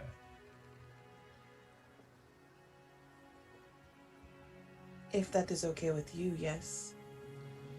I realize that these prototypes are still a work in progress, but they are quite lovely as they are right now. I obviously would like to get a little bit more back for my stabs, but you know, I've been quite enjoying them, and they are, I like the lightning bit. It's quite fun, isn't it? It was very, pardon the pun, shocking the first time I noticed it. But I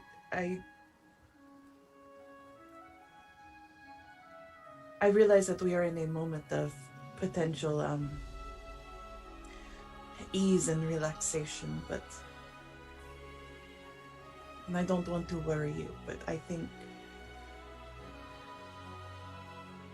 still think there is more to come, and I want to be ready.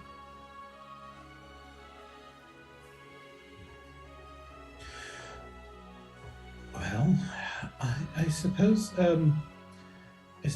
what I would ask is, and maybe you need to have a conversation with your group, is I would just need to know what you want me to work on first, as this would make the 6th item that you've asked me to work on besides the cloak. I think the cloak can get pushed back just a little bit. The individual that was going to be gifted the cloak is currently out of the city, and I gave her my cloak, since we are similar in size and build, just as like an honorarium.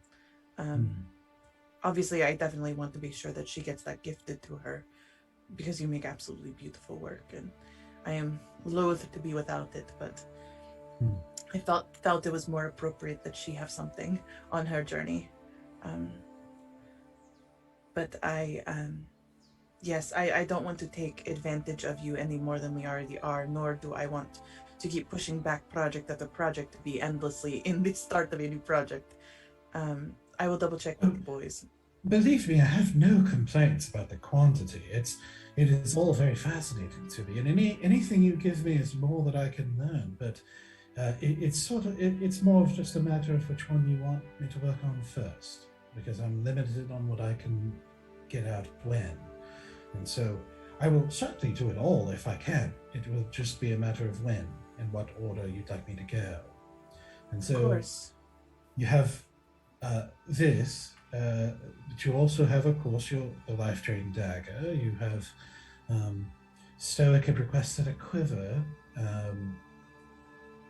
that turns arrows invisible and put into it. Mr. Easy had requested a hand crossbow that you could turn invisible at will. You'd also given me a shield to discern and try to make something with, as well as silent, if there's a way to make chainmail silent for Mr. Baron Stoic. So just need to know which one to work on first. of course. Let me confirm with the gentleman, and we will let you know the order. I appreciate you, and I mean, if there is anybody we can help bring in to help you, the problem is I don't really trust that many people, especially with this. Well, yes, this is a very rare skill. It's part of why I wanted to get into it. It's personally very fascinating and rewarding work, but also I think lucrative if one can master it. It's a bit of a dangerous craft. So, but yes, if you do run into anyone who might be gifted along those ways, I would be happy to have a conversation. Of course, I would definitely want to make sure they are well vetted.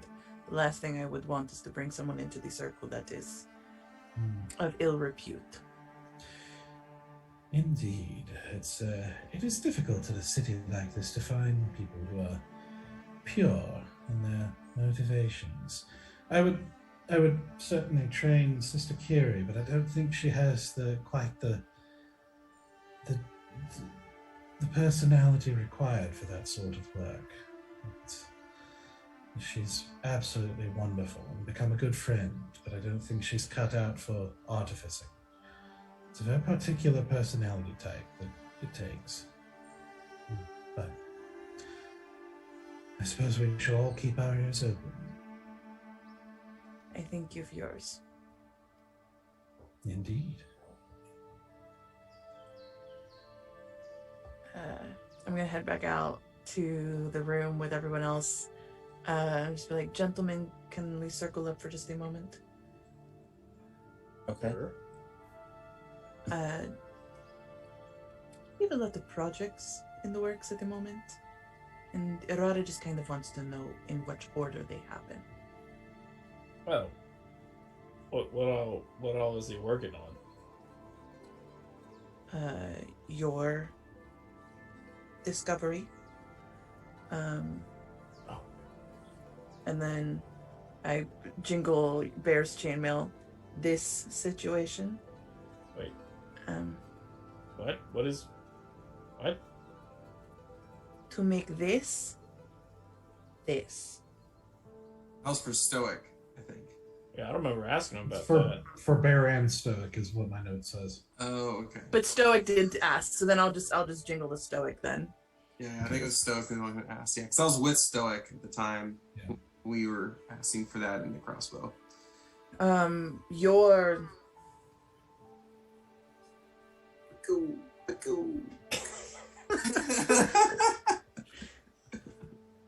I'm not even going to delve into that at the moment.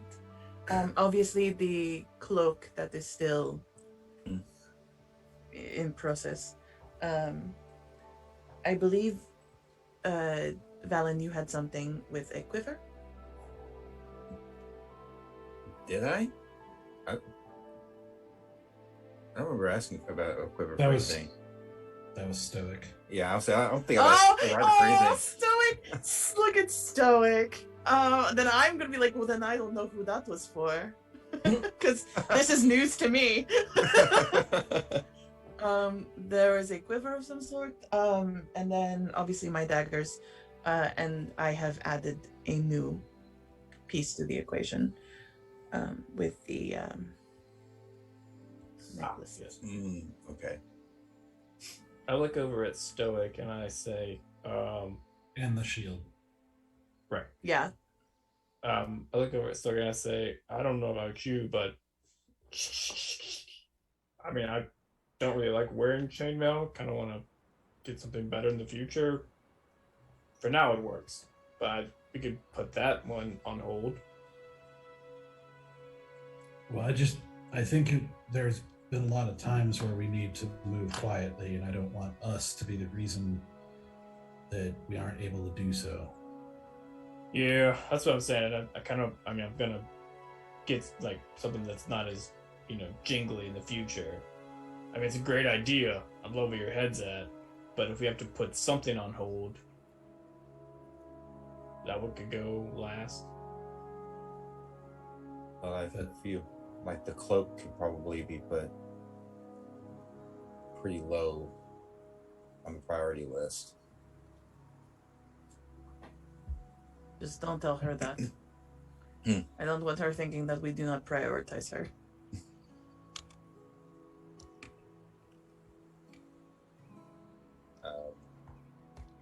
I mean, what's the plan with the necklace amulet?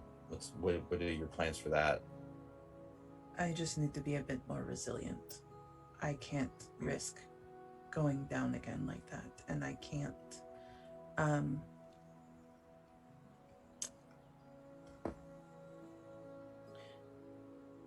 I can't rely on divine intervention in the same way anymore. And I try not to look at Stoic when I say that. Mm-hmm. And that should be one of the higher priority ones. Would not this, would that not help out with that too? Well, I cannot wield it. Oh, maybe I should be more clear with them. I don't want a shield. I was hoping you could put that ability into an armor. I don't really bring shields into battle either. Yeah, I can't. To be I clear, can't wear armor. To be clear, with the shield you gave him, there was no specific order. It was like, here's something for you to study. What could you come up with? Okay, that's what I thought. Yeah. So there wasn't any specific thing out of that. It was just, here's an item. Okay, so again, something else would be probably a little bit further down as we try to figure out what's immediately important or more immediately important. I mean, I will agree with Asura.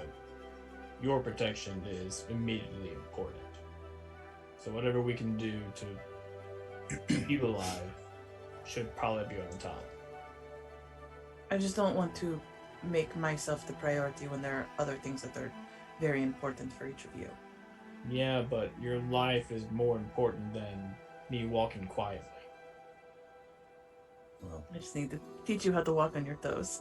Good luck. balls of your feet. Okay, so that's your first priority? I think it's going. Are we pretty much agreed that the amulet, like converting that into something that's more? I mean, but I guess my question is, I don't understand magical items, but how is that gonna make you more protected in battle? Well, its current function is it needs two separate people to function. Right. One person receives the damage and the other person takes the damage. Right. If there's a way to make only one person involved in that, if either I can take more damage without getting hurt, or if someone hits me, I can at least give a little more back to whoever is hurting me. Oh, They I may see. be less inclined to want to hit me again if they keep getting hurt so bad when they touch me. Ah, okay. Well, yeah. If he thinks he can do something like that, then I don't know. yeah. I'm only guessing based on the functionality of what I know these things do. But I am not an artificer, nor am I incredibly adept at magic. Maybe you could find a more, maybe it's an easier means of getting that piece of equipment on another person. Because it seems If like that is, if there's an easier way to get it on someone else, that is true too. I can't go into battle and go, excuse me for a minute, I need to get this necklace on you. Yeah. You know, it doesn't work. It No, doesn't work. need a slap bracelet. That's what you need. Yes, I just need to pop it on the people's arms. Yes. Take one point of damage just for getting the thing on. That's really nice. Asura, so you're pretty good at daggers. What if you made it into a dagger? You could throw it at somebody. Do the same thing. Listen, I love daggers, and the more daggers I can have on my body, the better. But if I throw something, it is no longer in my possession. And either it is gone or I have to retrieve it. I would like something to stay upon my person. Okay. Okay. That is just my personal preference, unless you know of a way to make all of my daggers come back to me every time I throw them. Hey, I'm kind of wanting to do the same thing too, but yep. No, I get it. I mean, otherwise I would just put the necklace on you to figure it out, but... We can... No, it's not good that way. Okay, so I think we have our. okay. Mhm. So we'll make that the first priority. The rest of them we'll handle offline. Yeah. Okay. Figure out how you want to do that. So. You mean you don't want to waste 20 minutes talking about how you want to... I mean, I know the audience is probably super bummed, and know. not being able to hear Sorry, a guys, lengthy we'll have to- conversation about prioritization of crafting. But Listen, this The is nuts some and quality PC moment. That's right. This is the nuts and bolts of D&D right here. While Yeah, Easy right. is drunkenly This is- stupid in the back. yeah, if it's possible to make a shopping episode even more boring. I don't know about you, but I love shopping episodes. I don't know about you. Every player does. So, what would you guys like to do for now? I guess we should go to Red Feather. Is that what it's called? Yes. Yes, Lady Enthress did want to speak with us, and I guess maybe iron out some details as to what this will look like, keeping an eye on her place while she's out. As we walk past, though, I am going to stick my head into Palessa's since that's on the way and just say hi real fast. It doesn't have to be a whole shopping trip. I just want to say hi to her and put in an order for a lot of healing potions. So if there's any potions or good berry we can buy right now, we can just what's the price for that? Yeah. Yeah. Mm-hmm. Yeah, the good berries are like a unique thing. They're normally conjured by magic, and they go bad within a day. So you don't see those typically, but and that was just a unique thing of Gotcha. Angel's apothecary in Lesson. She had figured out a way to make preserves. But healing potions, she has 3. So that'd be about 50 gold apiece. Okay, 50 gold. Unless you guys want to, I can either buy all 3 or I can buy 1. You can each buy 1. Whatever you want to do. We'll just figure it out. We've got enough. Yeah. We've got enough money between us all, so Yeah. we can We'll buy just the split it amongst ourselves. We buy the 3 health potions, and I don't know if Asura's trying to put in an order for any more, but that actually I am. That'd be I am pretty 100% putting in a health potion order. Yeah. Are you writing that down, Tara? The 3 health potions. Mm-hmm. nice. Yeah, she's writing it down. She talks about how she's been trying to up her production because of everything that's been happening. They've been in higher demand. So she is trying to up her production, but it still takes a lot of time to make them. So she'll do the best she can. So yeah, just who has them? I do right now. Okay. Okay, so you swing by Palossa's, and you're headed back to Red Feather. Yes. So again, you're still seeing people just kind of in a increasingly celebratory mood um, as you walk through the city, and uh, people offering you drinks left and right. Just trying to get you to come in and hang out with them in taverns and different things like that. Like you're very quickly like figuring out what being a celebrity means in this context as you're kind of recognizable figures, and generally perceived as heroes, and so everyone wants to talk to you and get your attention. But so you make your way eventually back into the Leaf District, where the crowd has mostly dispersed at this point, and so it's a lot easier to get back in this time, and eventually make your way back to Red Feather Manor, where you see the black and red colored garb of Valgard colors that mark the colors of Enthress's men, standing out at the gate, and who greet you and say, "Defenders, we've been expecting you. Wait one moment, and I will fetch the housemaster." Thank you. Just a moment later, you see a kind of tall, skinny, older man come out to meet you. He's a little bit older, but he's got kind of long, gray, kind of silver hair that's pulled back very nicely into a ponytail. Kind of handsome for his age, but still a little bit older. And he walks out and he says, "Greetings. I am Housemaster Lauren. I am just under head servant Alton, who I believe you've met before. Alton is traveling with Lady Enthress to the south to do their duties. And so I am in charge for the moment and will take care of anything you need." They've already left? Yes, they left straight away after the after court was dismissed.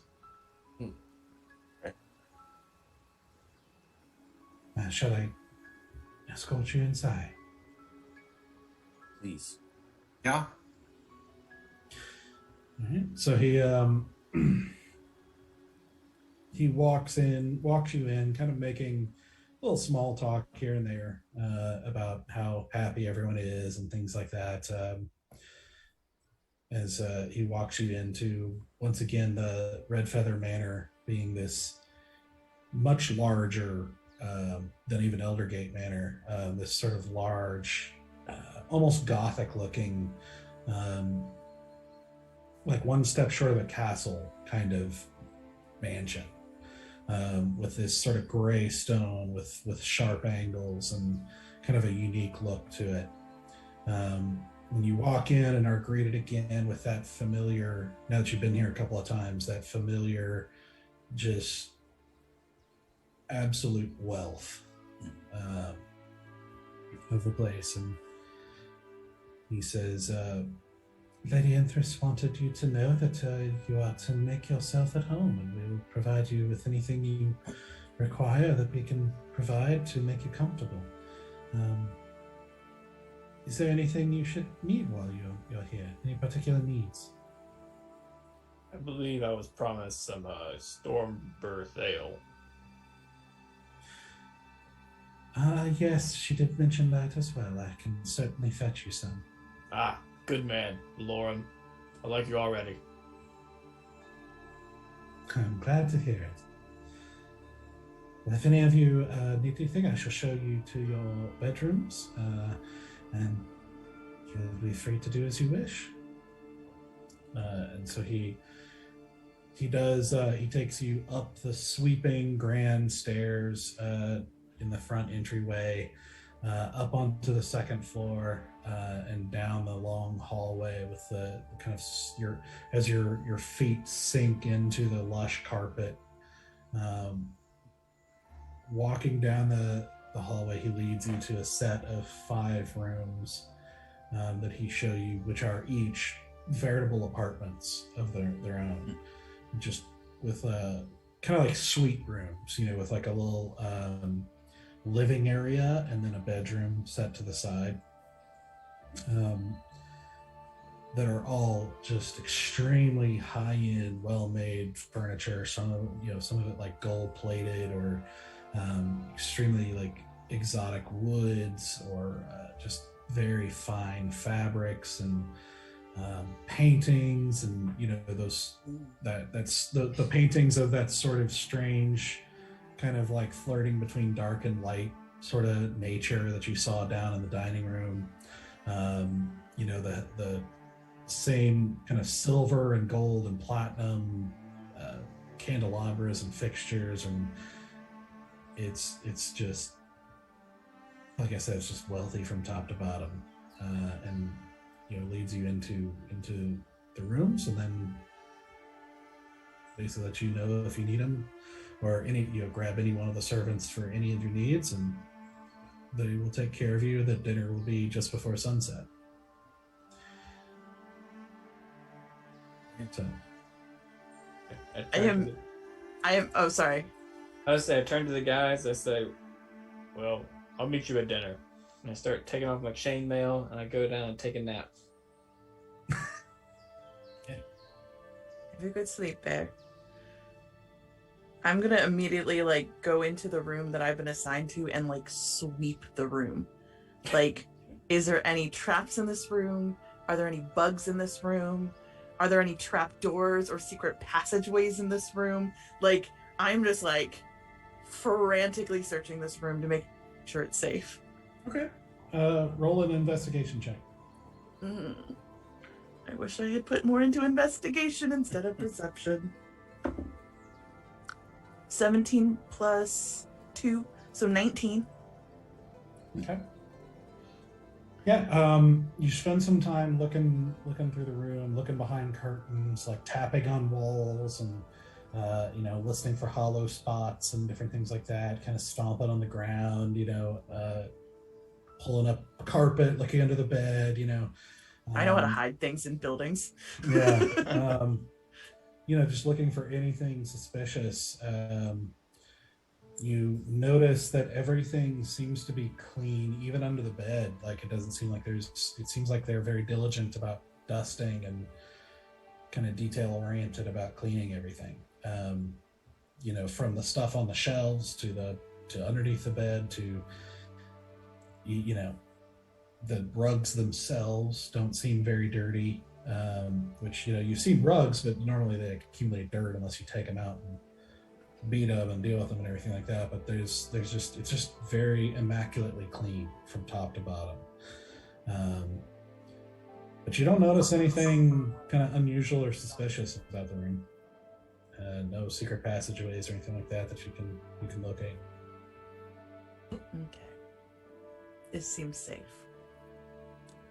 I immediately get naked and I jump in that bed and I just lay out like a starfish.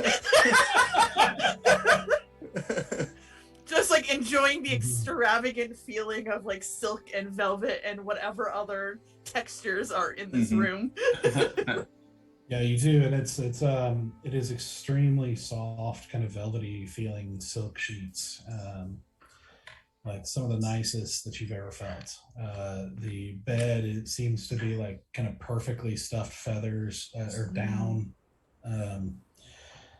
with a fluffy pillow, and a canopied bed. It is extremely comfortable, like sleeping on a cloud. I like what it offers. I just hate being known. Just lay there, just enjoying the extravagant wealth of others. We'll do something that might sound a little weird. I'm going to try to do something that's not super complicated, but definitely not super. So I want to like run up the wall and do a push off and do a backflip. Yes. It's going to sound weird. It sounds weird off like right offhand, but I want to try to make it difficult where I have to roll for it essentially. Okay. I mean, roll an accurate, like just in your room. Yeah, in my room. Okay. Am I rolling that? Acrobatics. Yeah. Am I doing that? Acrobatics. Am I doing that at disadvantage? No. Interesting. Okay. Metagamer. I mean, Trying to figure out what's going on. I mean, I think I've had to do a few ability checks at disadvantage, and Val's like, why is that thing? But either way, I'm good. I rolled a 19 naturally, and acrobatics is ridiculous. What, 26 overall? All right. I still got it. Yeah, Pretty much, yeah. The gods strike you with lightning.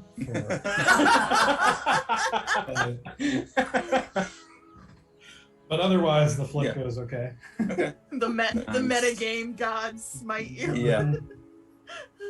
Okay. Yeah. And I definitely enjoy it. Easy enjoys it.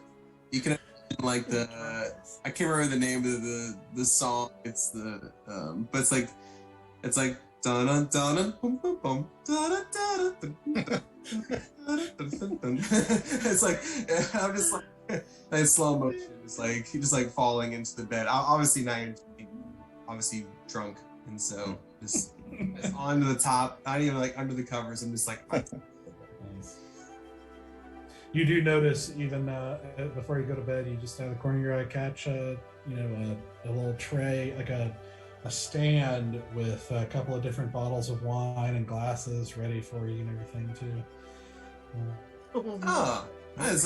Does a host get another nightcap? Yeah. Okay. Each of you have a similar stand in your room. Get used to this. You get used to this. Okay. So you guys get settled into your room. A couple of you taking naps or just kind of chilling. Is there anything else you want to do today? I suppose we should have like a dinner, maybe like a team meeting, or do you want to do that for another time? I mean, he said that we were gonna all do dinner in a little bit, so I imagine we'd all come together and talk over dinner. Yeah, that's what I was thinking. If you want too. to, yeah. But I will later in the night, once like people are settled in, I'm gonna sneak out and go see if I have any news from Hadressa over at the rose garden, or the rose bush. Okay.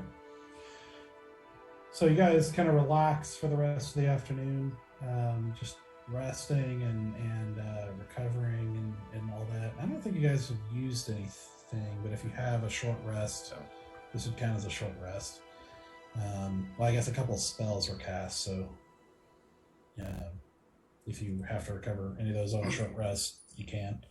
And eventually you get to where the sun starts lowering and you make your way to the dining room, to a very large, long table that is laden with an extraordinary amount of amazing looking food. And that's where we're going to take a break. Yep, because I haven't really had dinner, and now thinking about a wealth of food in front of me that's making me hungry. Mm-hmm. So Yeah. Same here. yeah. Food. Yeah. Need to bust out some George R. R. Martin level descriptions of food here. Or like the food tray from Hook. Oh. Engineering. It's like the best ever. Yeah. Oh Yep. Bangarang.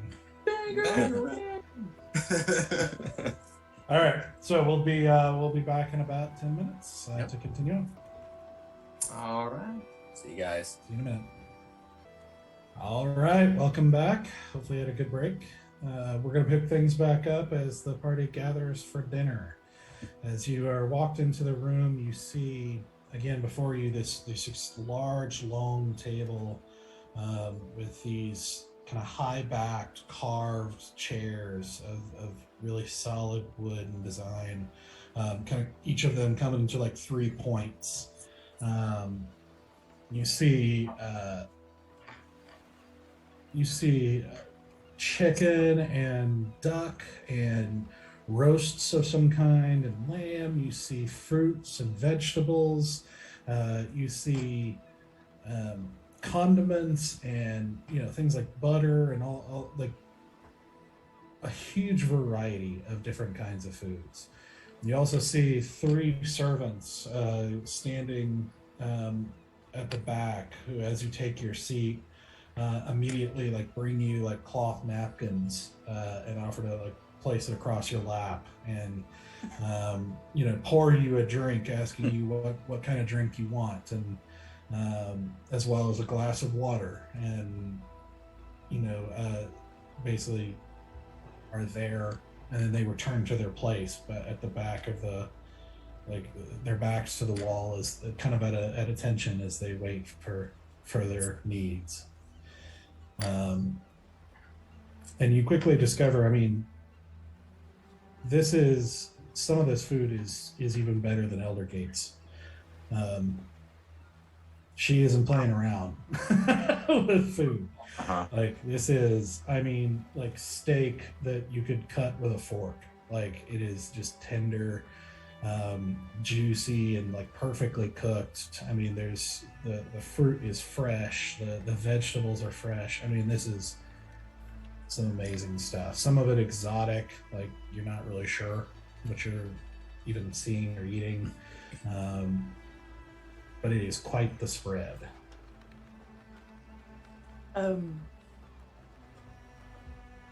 There is no way we can eat all of this food. Lauren, what happens to the rest of this? Any leftovers are given to, well, the servants are able to eat a little bit of it, but we have much of our own food and we are well fed. But most of it is given. Well, I hope you keep this on the down low, but most of it is given to a certain group of poor children in the city. A group of poor children?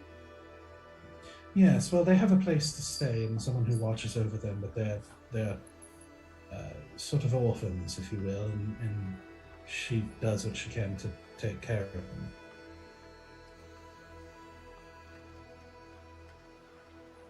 Does this place have a name? I'm not sure. They're a bit secretive about it for the children's protection. Mostly street urchins and the like. Well, I'm glad to hear that this food goes to those who need it. I would hate to think that this is just lavished upon us and then thrown away. The idea of waste. Yeah, such as many nobles here in the Leaf District as their practice goes. But Lady Enthress felt much the same way as you do. It's an old saying, waste not, want not. Quite.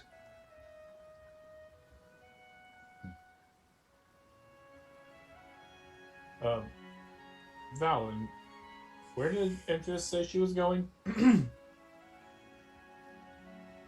believe she was going to begin the process of finding a replacement for Duke Einho.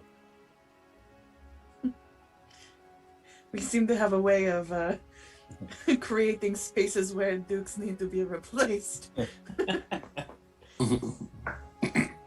Perhaps we should be called the Folly of the Dukes. No, I don't like that. That is disgusting. Good ring to it. No. I don't want the word duke anywhere near me. So she could be gone a few days. Because it's going to take at least 2 or 3 to get out there, I would think. Mm-hmm. Oh yeah. I imagine she will be gone much longer than a couple days. Yes. It's 5 days there, 5 days back. Wow. Oh, 5 there. Oh, wow. It's not like she's going to go 5 days down there, go hello, and then immediately Right. travel back. 10 days is the minimum. I imagine she would be there much longer to establish a person, get them up to speed, get them connected, information, documentation. I'm just guessing. I have no idea how this works. Might be looking at closer to a month, maybe more than that. I mean, I don't know about you guys, but I'm actually kind of happy to have a bit of a respite. Gives us a chance to just kind of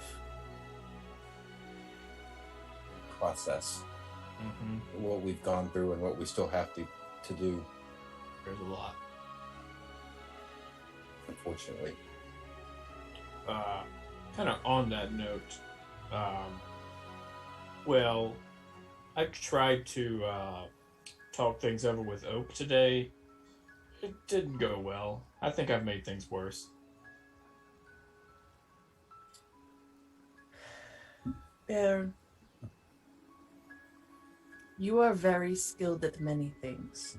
Oh, thank you. And I completely tune you out for the rest of this. Diplomacy is not one of them. Mm-hmm.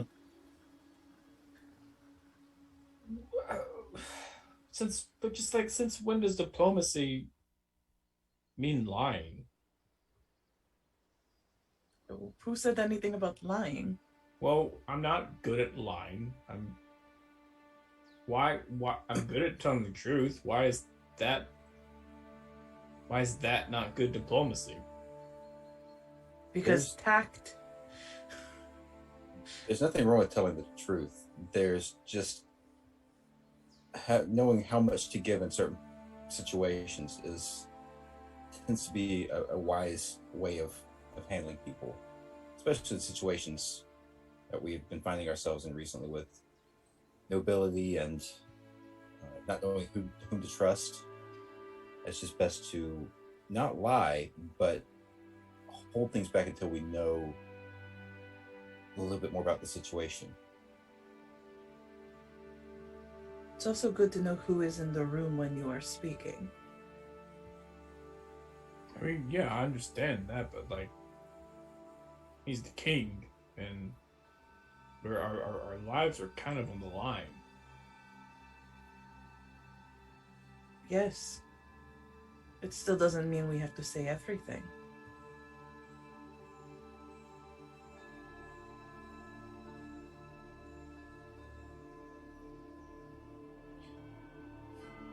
I guess my question really is, what did you tell Colonel Oakes to make things worse? Did you tell the truth? And what truth did you tell? I just went up to him, and I asked to interrogate the lady that claimed to kill all the priests. He said no, and then he talked to me like a child, and I got a little bit defensive. And that was how it got worse? Yeah. He said that we treat his guards poorly. And then he brought up the whole thing with you and the blacksmith. And then it was the woodcarver, not the blacksmith. The woodcarver, sorry. But yeah, so that kind of made me upset. And then he brought up the Stoics thing about their little tiff, and again, that made me upset. And I said some things that I probably shouldn't have. And then I did something that I probably shouldn't have. What did you do? Well, I see you do it all the time, Asura, so really this is your fault. He told me no, that I couldn't interrogate the prisoner. Then I went to the guards and I said that I could interrogate the prisoner. And I thought I did a really good job. Like, they believed me, but they had to go check with Oak first. And then I got caught. What was his response to you lying about that? Well, he got more mad. Talked to me like a child again and walked away.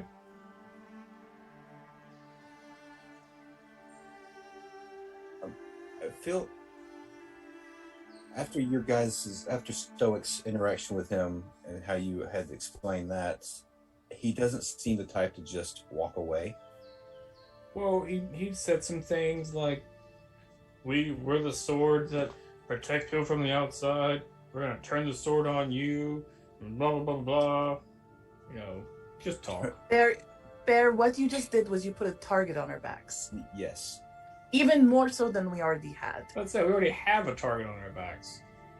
Sure, but until this point, there was some sort of like amicable resolution. It was not good resolution. We were not friends, but it was at least a peace of sorts. It was not active.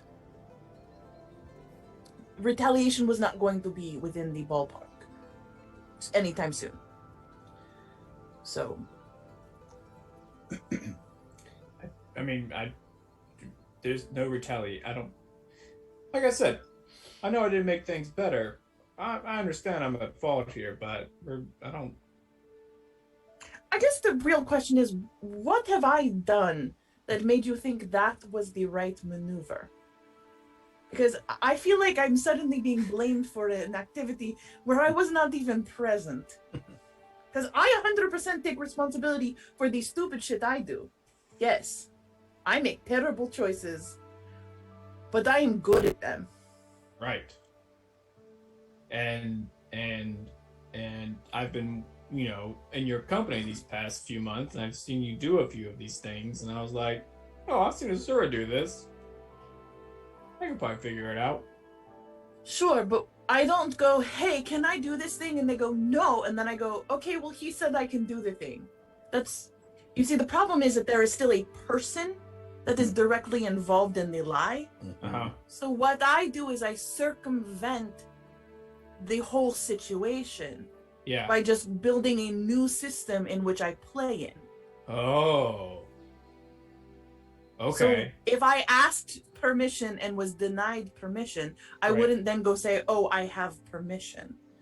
That's from the very person who denied me, because there is a direct check that can be done here. Well, I didn't know he was gonna go ask Oak. I mean, Oak was... You literally said he went to go check after you lied to him, which you could have quickly retracted and said, oh, I'm sorry, I must be mistaken. And they never would have said anything to anybody. You would have looked like a fool momentarily and you could have walked about your day.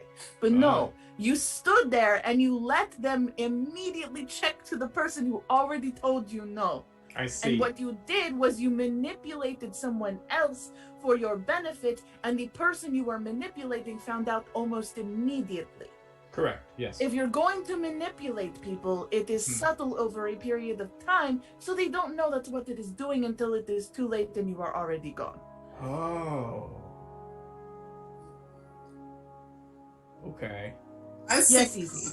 I think that we all should enjoy this delicious wine. Delicious, yeah. Let's take a glass. Mm-hmm. Here, here. At the table, yeah. It's, what happens. The reason why we're called the Folly, I mean, we live up to our name and our reputation. So I say, enjoy the, it's delicious. I don't know whether there's a goose here. There's a goose. There's a pig over there. Yeah, it's delicious. To get a little the hams. It's a ham sauce pig. And I take the mage hand and I grab a little piece of the pig off of the ham area. I don't know how much. Mage hand can only carry what, like 5 pounds. Like 10 pounds, You I take think. 5 pounds of ham? That's a lot of ham. That's an Yes. obnoxious amount of He ham. was very hungry. All that wine really got his appetite. I mean, That is like He's got the drunken munchies. Yeah, 5 pounds. that's past the munchies. That Yeah. is past the munchies. You're starving. Yeah, he's my in drunk. gosh. And so where's our host here? Or on? Wait, sorry, I might have missed something. She is not here. We are our own hosts. Oh, excellent. Okay. I see. Okay, let's just enjoy ourselves then. Who cares? Well, having the city guard against us is something we should care about. I'm just saying. We saw them before. It's just little puppy dogs, yeah. This is barking at us. They're not against us. They're not any more for us. Yeah. Sure. But we can still, come and go as we please. I can look like the Colonel Oak as I will, I make them all foolish, and I can go and do what I want. But here's the thing: usually, when somebody threatens to turn the sword around on you, that's not a good thing. Usually not. No. No. Yeah. I didn't say it was a good thing, but he didn't say he's going to. He said he would if he had to. That's a threat. Right. Yeah. Yeah. That's again, speaking to the choir. I was there. I know what a threat is. Do you? What? Yes. Since I may be speaking out of place here, but should we go and assist the king in defeating this goblin situation? He is our best ally. You would like to march into war? Oh yeah, it'd be great. The goblins are terrible. I heard lots of them. Was that not the entire conversation? Was, do we individuals go out there and fight the goblins, or does the entire kingdom go out and fight the goblins? The answer was, oh, the standing army goes to fight. So now you're saying, no, we should be the standing army? No, I said we should join them, yeah. We can help, yeah, it provides aid. We always complain about us doing it and them not providing aid. But they go out and we don't provide aid. We're just as a hypocritical, yeah. I mean, he's kind of got a point. I believe that the options that were laid out before us was it was an either or kind of thing, where it was either going to be us that went to deal with it, or it was going to be the army that went and dealt with it. Either or. That's crazy. Well, I mean, that deal. I was flying around as a city guard. I was too busy.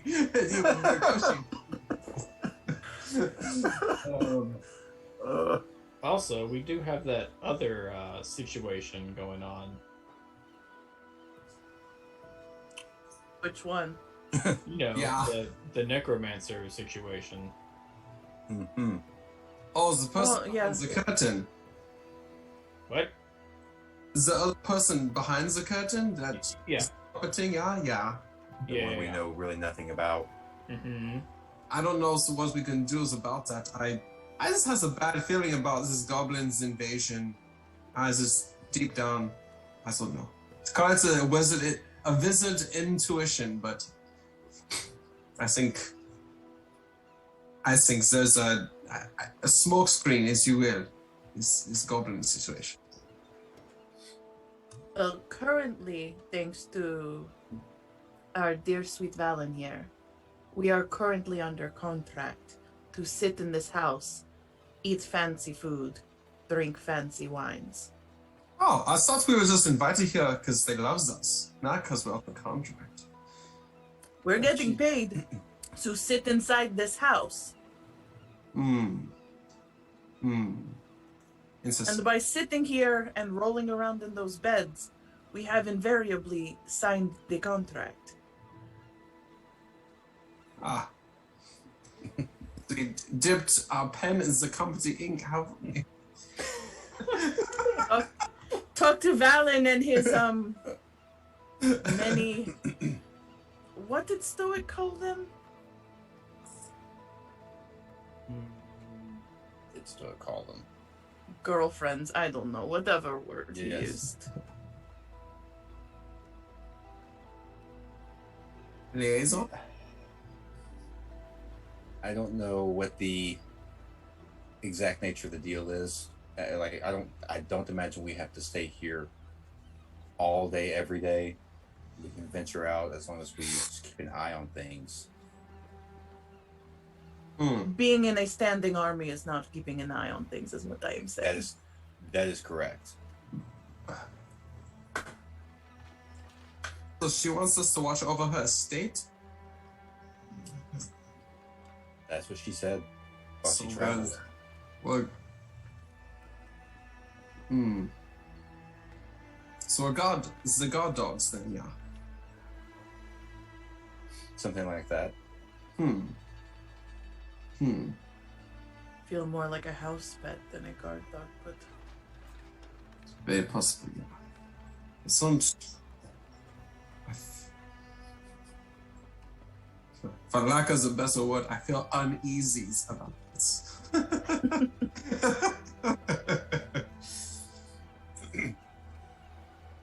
It is a bit of a strange request. then Someone why as well did you say connected. yes?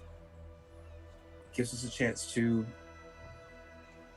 stay on her good side for one, but also to see what we can find out.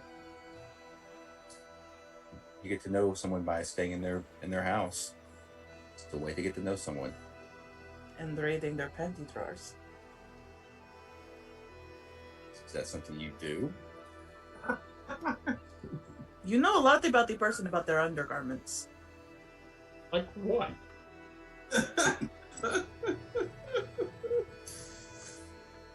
What they expect to happen in a day.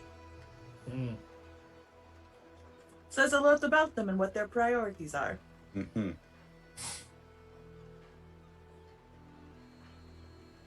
Well, that wasn't exactly what I was talking about, but I guess that's thrown out on the table now. I just wink at Stoic.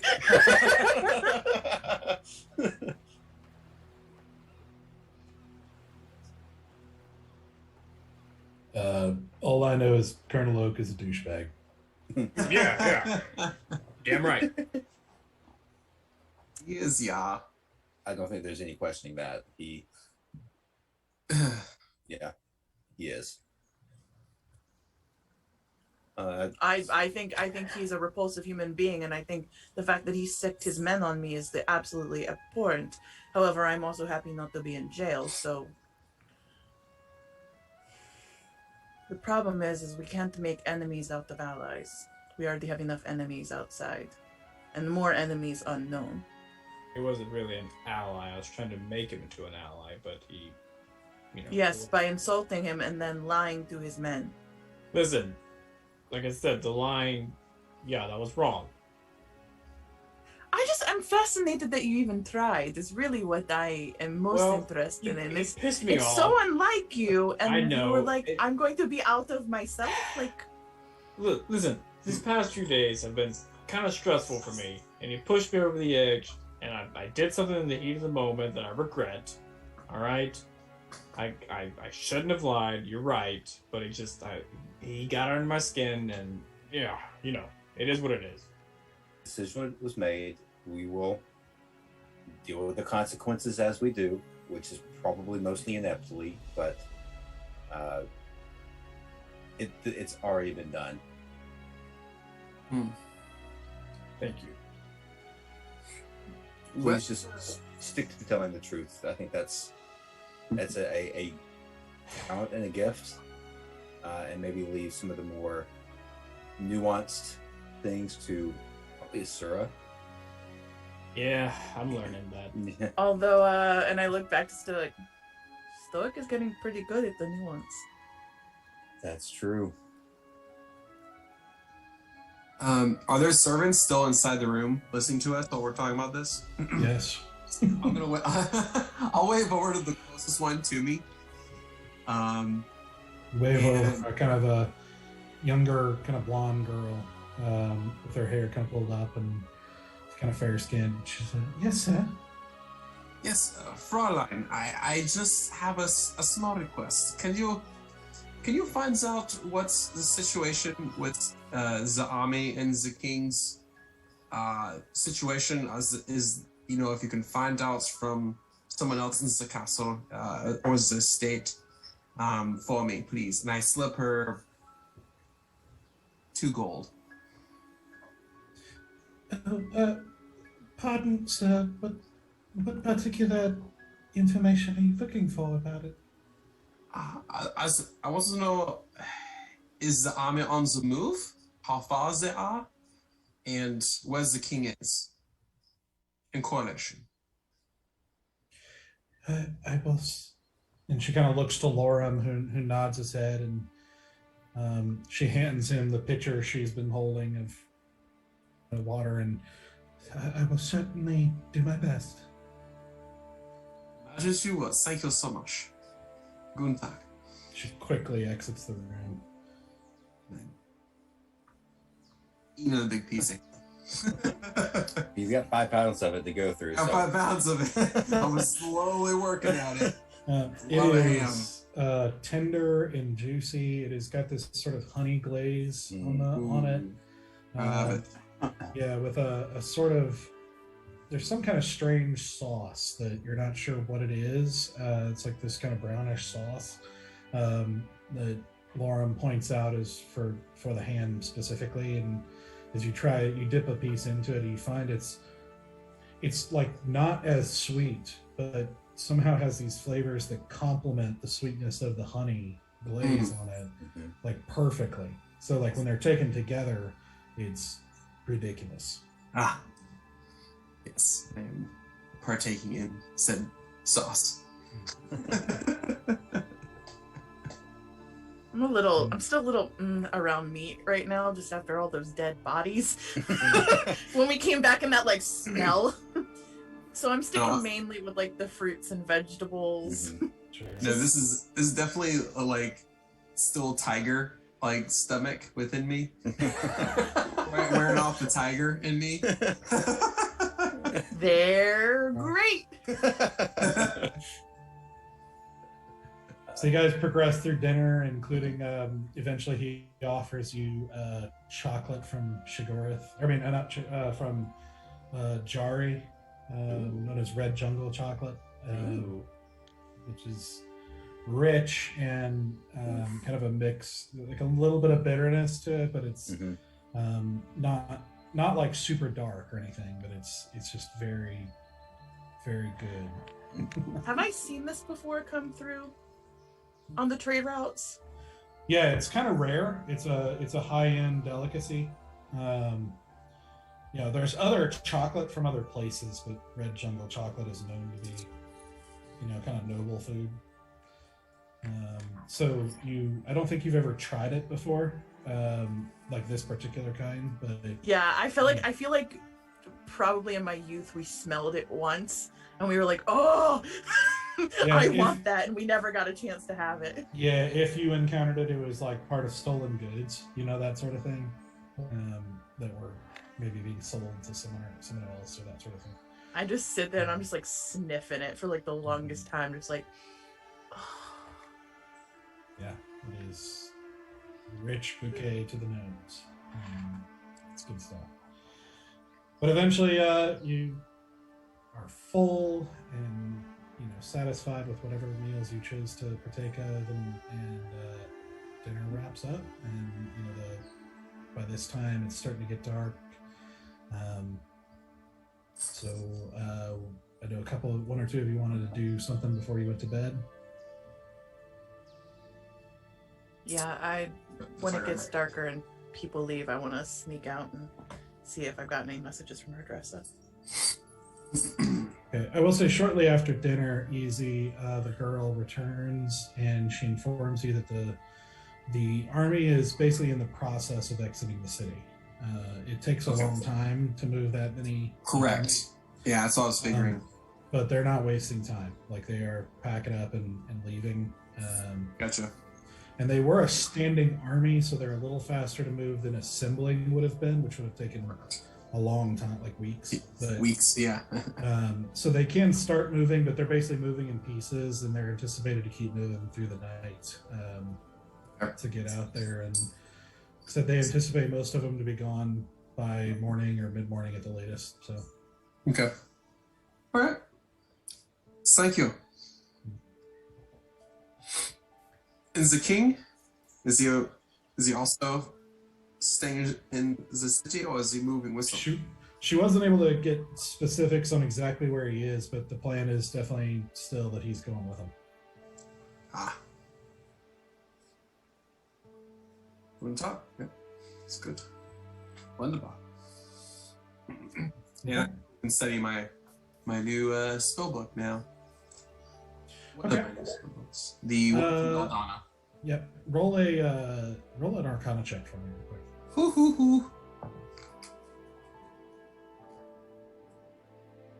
Oh, it was really good, and it rolled over. 4 + 7, 11. Not good. It was much higher than that, and it rolled to a 4, and I had that. That's Sure. better. Okay. It's terrible. So you're able to discern 2 more spells. Okay. By spending the evening with it. So Nice. one is blindness, deafness. Blindness, deafness. And one is ray of enfeeblement. Ray of enfeeblement. All right.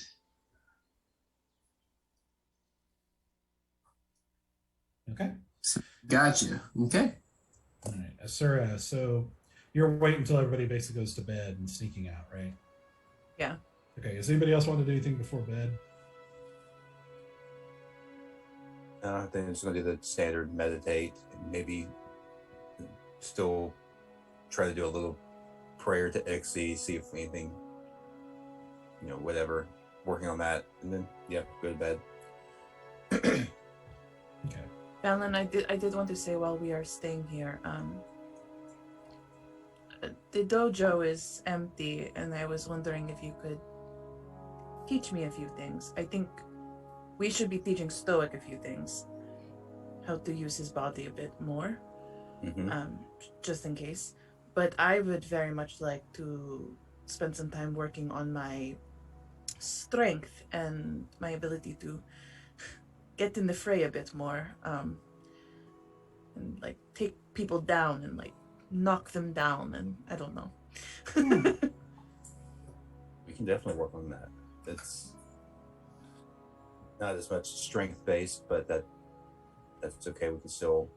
Well, I'm agile, but Needs once your- I get somebody in a situation, I am not very strong to keep them there. Mhm. I can get very lucky, but I'm not.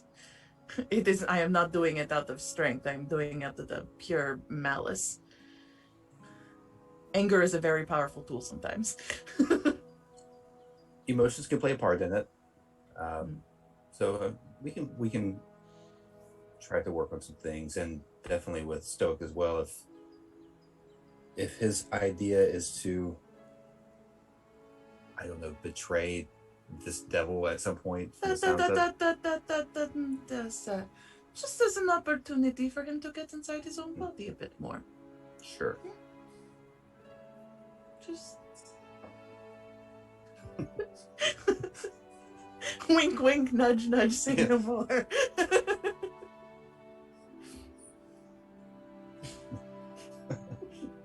Okay. Okay. So as easy as gone to his room, you guys, as the food is all packed up and cleaned and everything like that, you get up and go and spend some time in the fighting area where you're able to basically do some sparring and some training and that sort of thing with the 3 of you. And after you've kind of gotten a good workout, as the night progresses, you guys all kind of settle in, except for Asura, settle in to go to bed. So Asura, you slip out. Roll a stealth check for me. That's 11 plus 8, so 19. Okay. So you slip out seemingly unnoticed, as far as you can tell, kind of finding a spot where one of the walls around this kind of large garden, like courtyard area, is slipping out as best you can. And actually, because of the way the streets are arranged, you would basically slip out over the wall into another courtyard of like a neighboring. So it's like Red Feather's at the end of the street. And to avoid the gates, like guards, you have to slip into another one, like a couple down, and then out into the street and make your way out. Just hopping fences. Basically, yeah. Just kind of taking a moment, making sure there's no. The other manors seem to have a guard at each gate, but don't seem to be as kind of protected as Red Feather. Given Red Feather's obviously more opulent than the others, um, but eventually make your way back through the Leaf District to your townhouses, and eventually finding the rose bush in front of your house in particular. Um, and you kind of look back behind the rose bush, and you can see the note is gone that you left there earlier, but there's nothing else in place of it.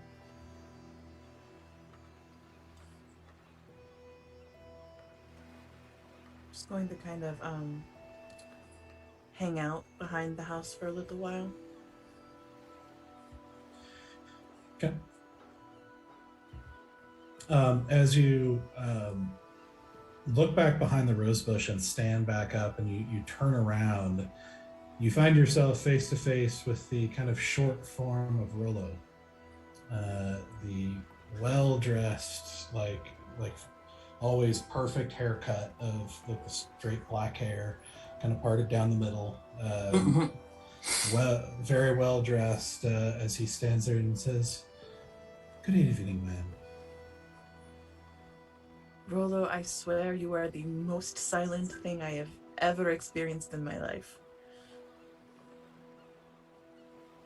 I shall take it as a compliment. Very much so. It is important for those in our line of business to be able to move silently. I've developed habits that I don't think I'll ever kick. Don't ever kick them. Shall we step out of the street? Yes, please. So you step into your house and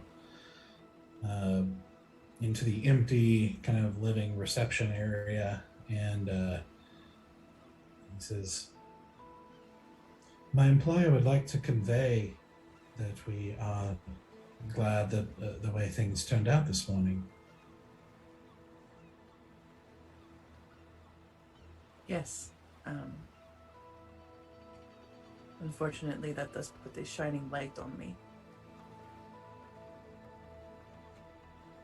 Yes, it also creates a number of opportunities that those in the shadows may not have. I was hoping to have the opportunity to speak with her directly. I understand. Unfortunately, after your previous meeting, she headed to Lesser to investigate the flames that you told her about. Yes, I see. She was most concerned. I understand, because, well, I don't understand, to be perfectly honest, but,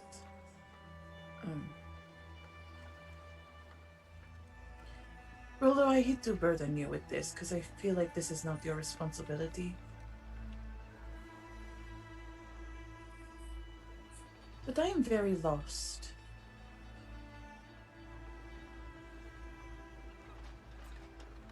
In what way? I've never had to make choices for myself before. There was always somebody else. And for the time that I have been making choices on my own, I have been making very bad ones. Why do you say that?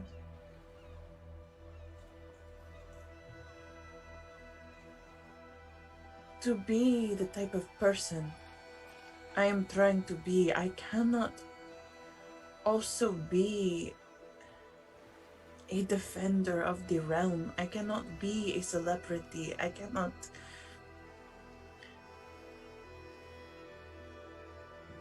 be known.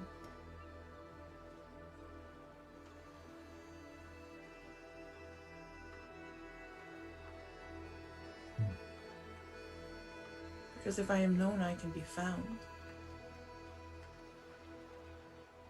And I fear who will find me.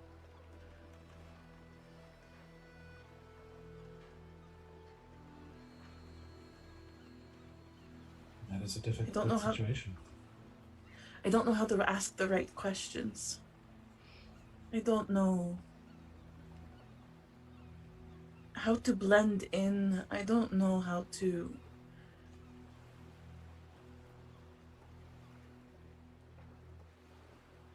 I don't know how to be the one. I don't know how to be the one to do good in this world, in the less than good ways. I hated today. I hated standing there in front of those men, those humans, the way their eyes judged, the way their words stung, the way they ridiculed my choices.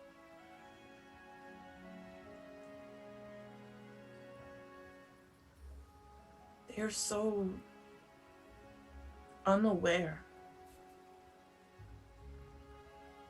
ignorant.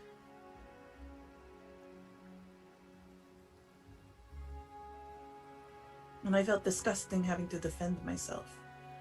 And I felt disgusting having to stay silent to things. To let them say those nasty, vile things about me. And just sit there and take it. I swear I could taste blood. I was biting my tongue so hard.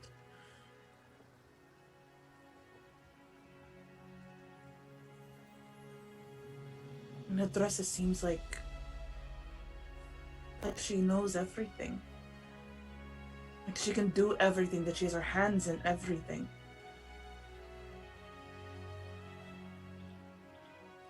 I don't understand the messes that I am making. And now I have Baron Vexier breathing down my back. And I need information. Who is he? What is this golden sphinx?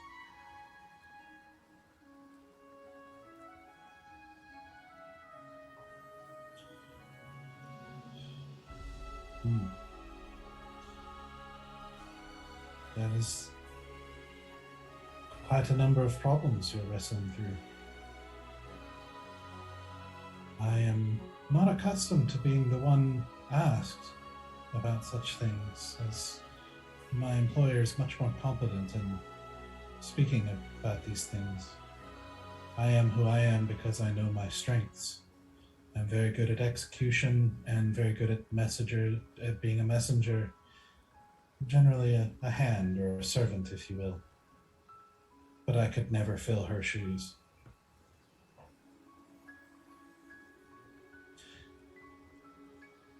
I can, however, tell you that Baron Vexier, who goes by many titles in his world, most notably perhaps the King of Ash,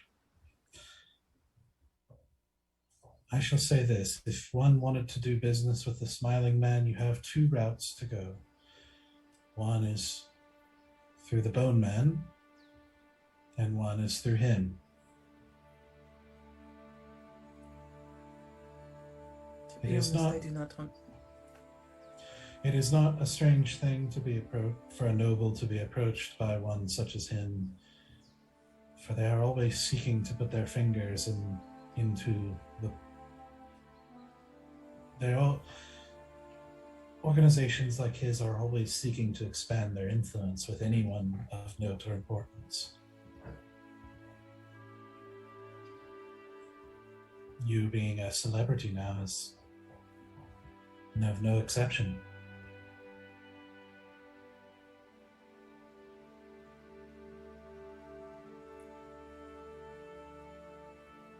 I think something bad will happen if I engage with the Smiling Men. I already put a target on my back and the Folly's back when I did what I did.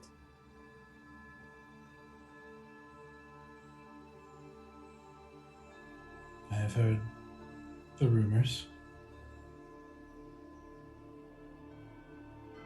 I will allow them to remain rumors. It was my understanding that he gave you a warning, but that there was no further trouble. Is that not the case? It was a very unnerving warning. How so? The Bone Man is very scary.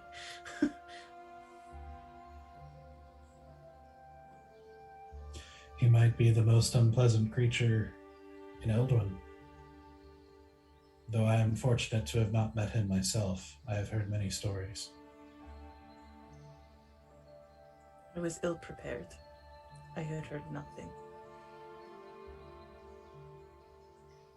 And that is the thing that is bothering me so much. I don't know anything. I don't understand how this world works, how this place works. I don't understand the people involved, the players. It's hard to be on top of something when you don't even know what it is you're even in. I need to dress or somebody just to tell me.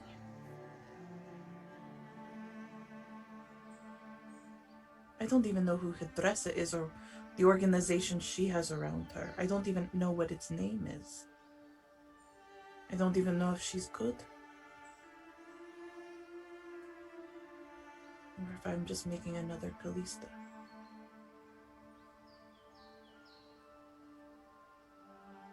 Kalista. Long ago and far away.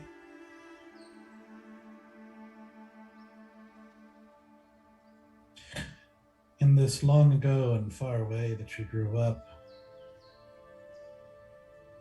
were you aware of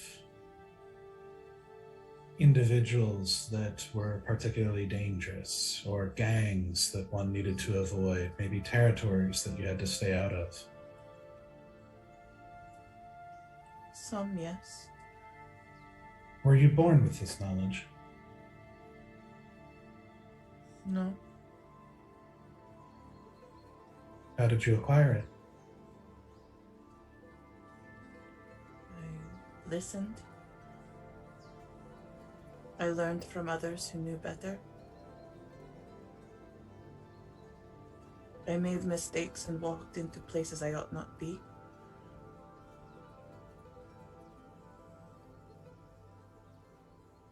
I trusted people who said they were going to protect me. Sometimes they were telling the truth.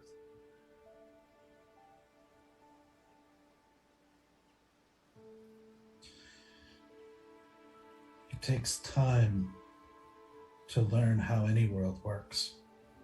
Eldowyn is no exception.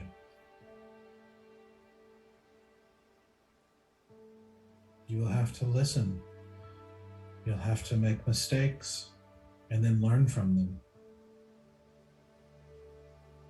And every day, every time you do, you will learn more and become stronger for it.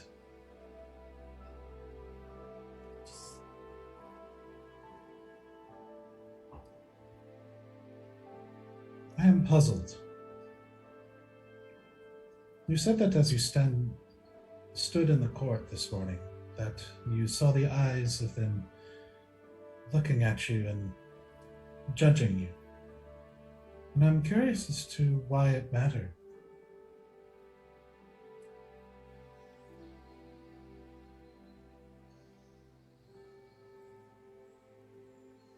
I don't know. Something about the way, and please, I mean no disrespect to this, the way humans look at me. My skin crawls. My stomach churns. The way that their eyes glass like that. Like there's nothing inside of them.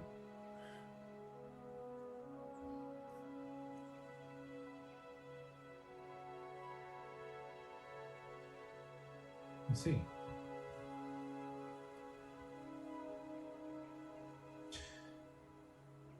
Let me ask you this. Do you fear my employer? A little bit. She's a mystery. Has she hurt you?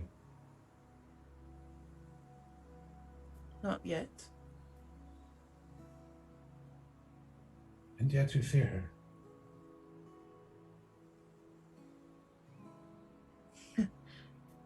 I fear powerful women. I also love them. Ugh, I don't know why I'm telling you all this.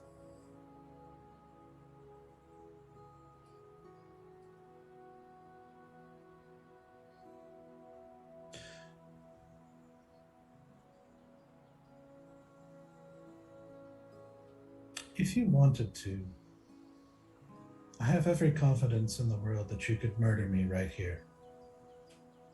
I am not a strong man. Hand-to-hand combat is not a forte of mine. And for most of my life, I believed that to be a great weakness in a world of violence.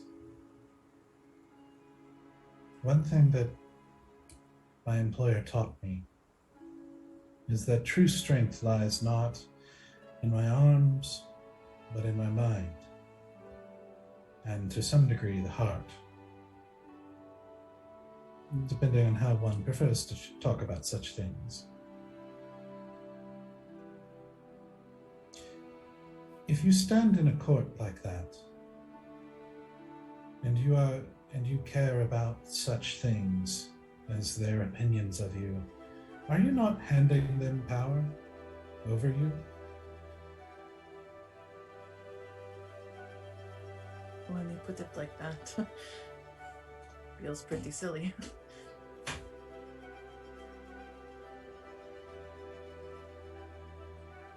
Doesn't make the fear any less real.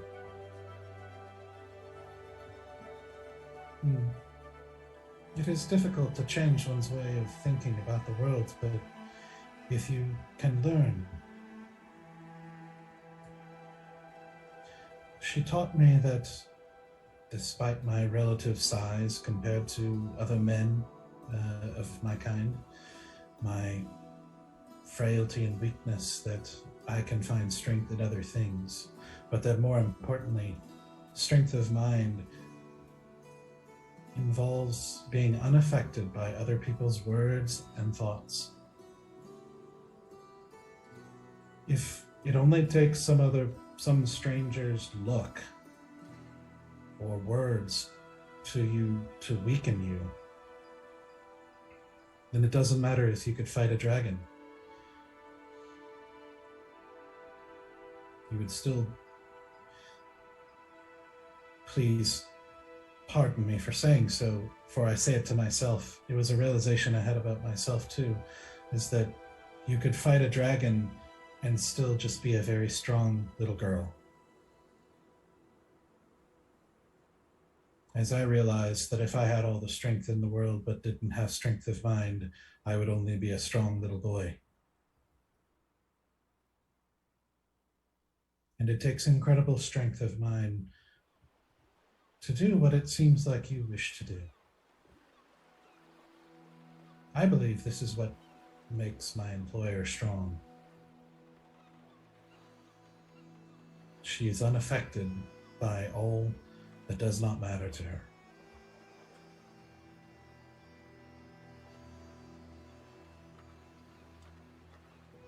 And to do the things you wish to do will take a mind of steel.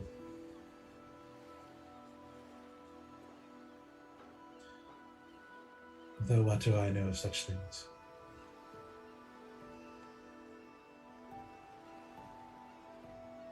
You are a very perceptive, very wise individual. And I think part of what makes you so good at these things is that you pay attention to not just the message, but the wielder of it.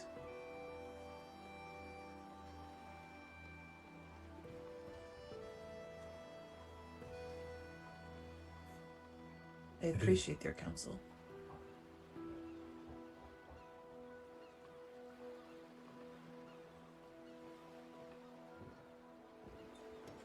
I should say, too, every decision you make will have positive and negative consequences.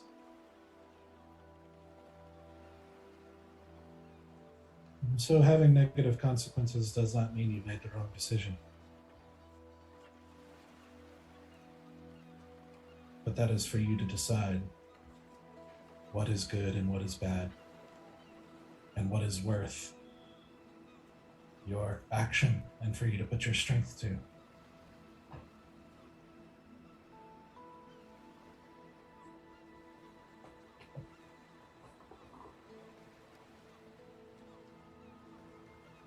I still need help.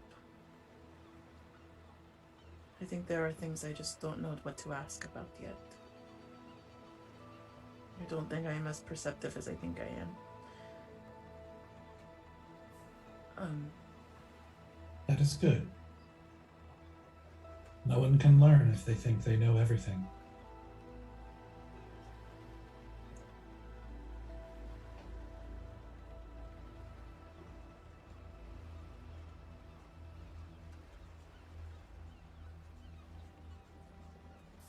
I just...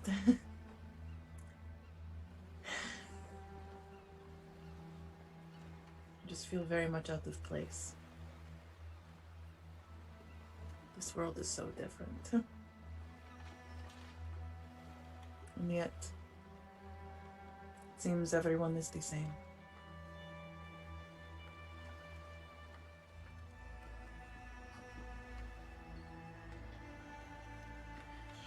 Well, if there's something I can do for you, let me know. Otherwise, my employer will return. When she does return, I would like an opportunity to talk with her, if it is all possible. But I did want to send a message to her that our package was safely delivered. I think I understand. I shall surely deliver it. Thank you. And if there is anything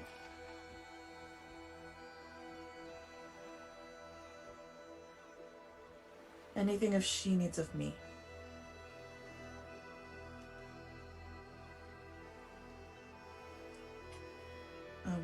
thank you for your time.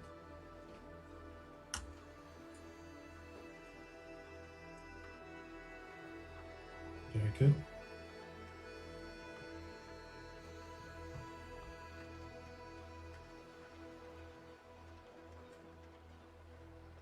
I know Sarah's just gonna sit in the empty house for a little while. Okay. Just look around herself.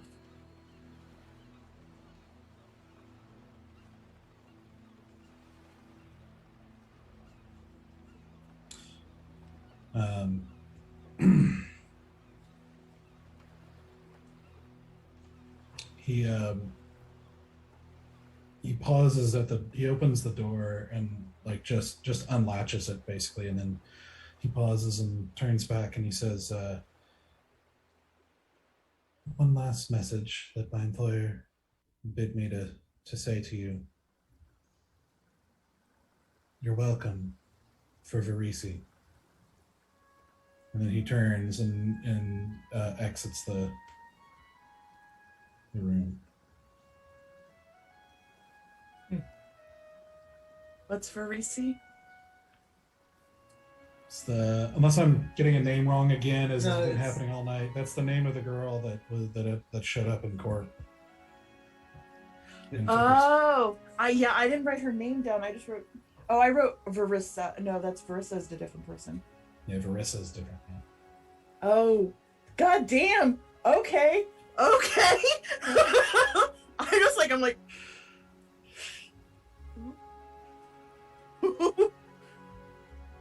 Oh no. Oh no.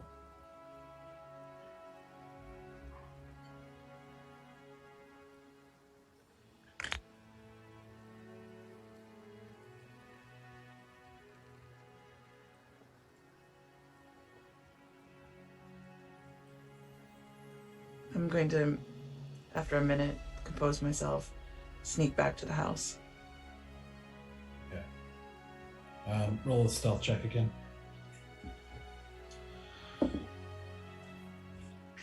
Uh, 5 plus 8, 8, 9, 10, 11, 12, 13. Oh, I don't have reliable talent. That was only a 13.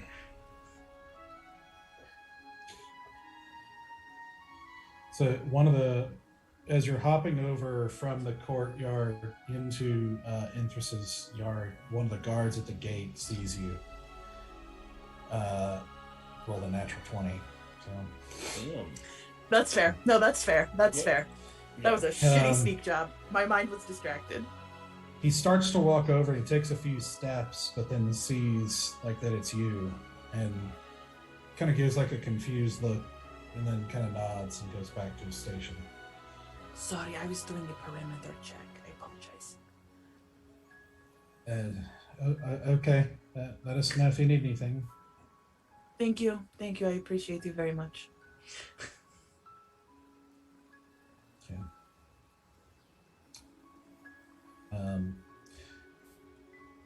So as you make your way back to the side window that you slipped out of, you see what looks like a dark form slipping into the window just as it comes into view.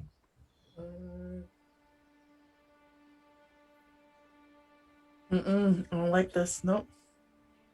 It's going inside the window? Yeah, you just saw something go in the window. I'm 100% sneaking behind it. Okay. You said you rolled a 13? Yeah, I do. Can I roll a new one because I'm doing something different now?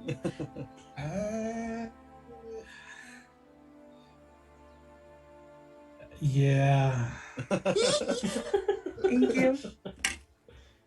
Well, that didn't really help at all because that was just a 6 plus 8. So it was, what is that? 8, 9, 10, 14? 13, Yeah. 14. Okay. A whole point upgrade. Yep. Could make the difference. Woo. Okay. We'll find out. So, so you go in and you see, right after you see it go in, you start to take a step forward. You hear kind of this, like a very soft noise of the window being shut behind him, or her, or it, or whatever. As you sneak forward carefully and kind of just barely peek into the window, it seems, it's dark, but it seems like the room is empty as far as you can tell. So assuming you don't stop me, you start slowly and carefully trying to open the window to try to keep it quiet and take a moment to listen. Not hearing anything at the moment. And so you crawl in to the window, taking a moment to even with dark vision, to let your eyes adjust a little bit, and kind of seeing what looks like a blank room with the door just kind of partially ajar.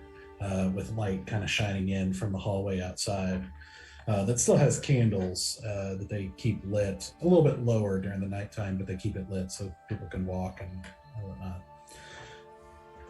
whatnot. So you go and kind of peek through the ajar doorway into the hallway, and look down, and you see one of not the girl and not Lauren, but the third servant who was in the dinner area with you on the floor with blood kind of pooling from his neck. Oh shit. Is there a guard nearby? Not that you see. But I'm going to... Do I want to alert this person? No, I want to keep going after them. I'm going to keep trailing where I think they're coming, where they're going. Okay. So you slip out into the hallway, kind of looking both ways and not seeing anything else besides the the body of this servant. You eventually make your way to the left, which kind of ends up toward the main kind of entryway. And there in the middle of as you kind of peek around the corner, you see in the main entryway in the middle of the floor is a guard that's also got blood pooling around him.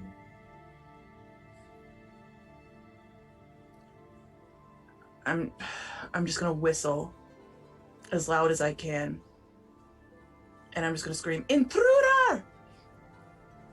Because I don't know what else to do. And I'm gonna go running, trying to find wherever this person is. Okay. Do you want to stay downstairs or go upstairs? Do I see any tracks of like blood trickle movement? Or do I see anything that looks like rugs being bunched, like someone's moving? Roll a survival check. Just for tracking. Nat 1. Of There course. we go. No idea. There's definitely no blood tracks or anything like that. It's a house. It's hard to track anyway. So. Are the rest Everyone's of us up woken on the second floor. Yes. So the rest of you hear like are woken to a whistle and the sound of Asura shouting from far, different area of the house. You think you hear intruder, but it's kind of muffled. But you hear it. I grab my gear and step outside. I'm gonna keep Yep. running on the same floor. I'm not gonna go upstairs. I'm running towards your voice. Right behind you. I stealth to the door. Okay. Roll a stealth check. Yeah. Nat 1. Here we go. Yeah.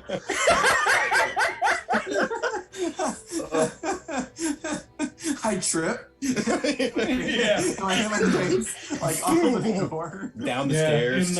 in the dark of your room, because you didn't have a candle or anything. Nope.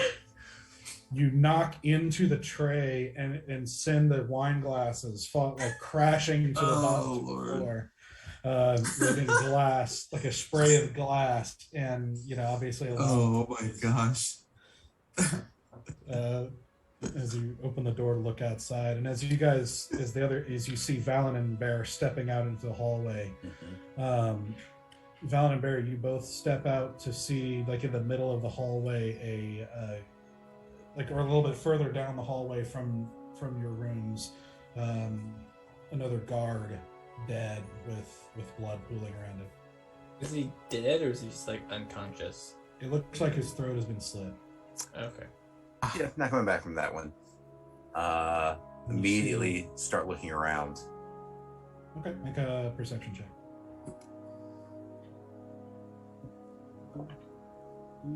A 12. How far is the body from me? From you, it's like 15 feet. Okay. I will investigate to see if besides just the throat being slit, is there anything else that seems off? Like, can I see?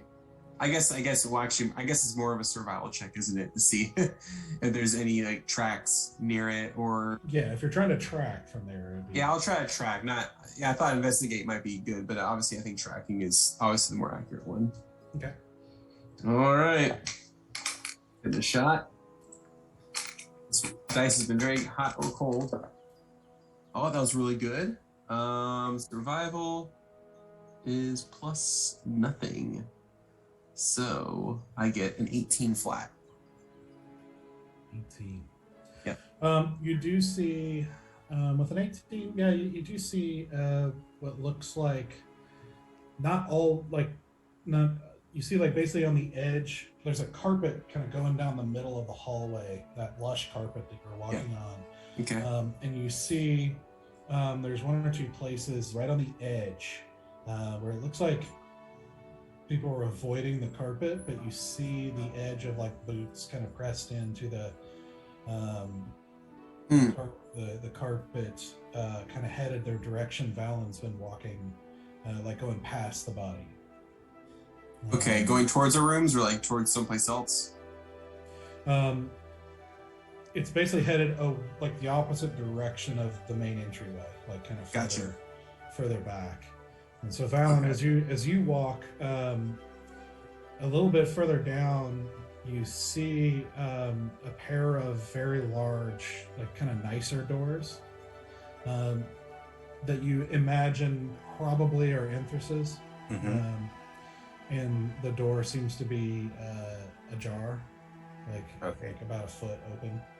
Now the sneaking is taking place, and I'm gonna sneak up to the door. Roll a stealth check. Asura, while this is happening, you look around as well, and it's a pretty large.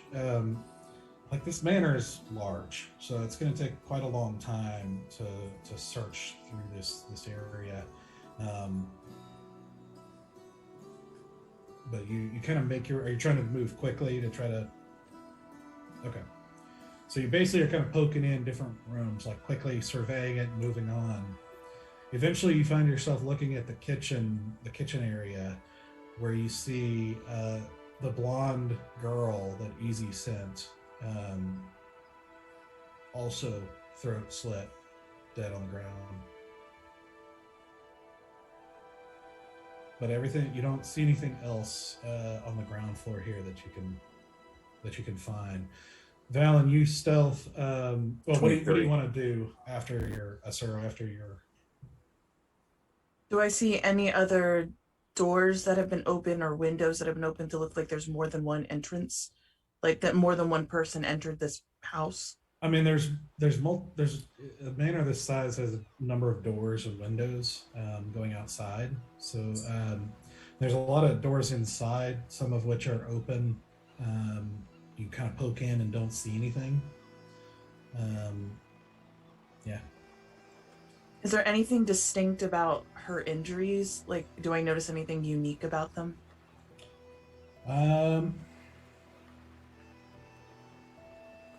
Roll just an intelligence check. Just straight intelligence? For this, in your case, with advantage. Oh, okay.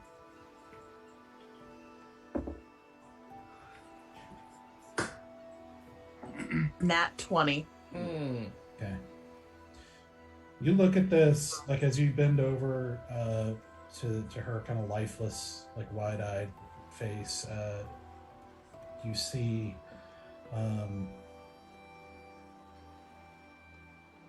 a single deep, clean cut.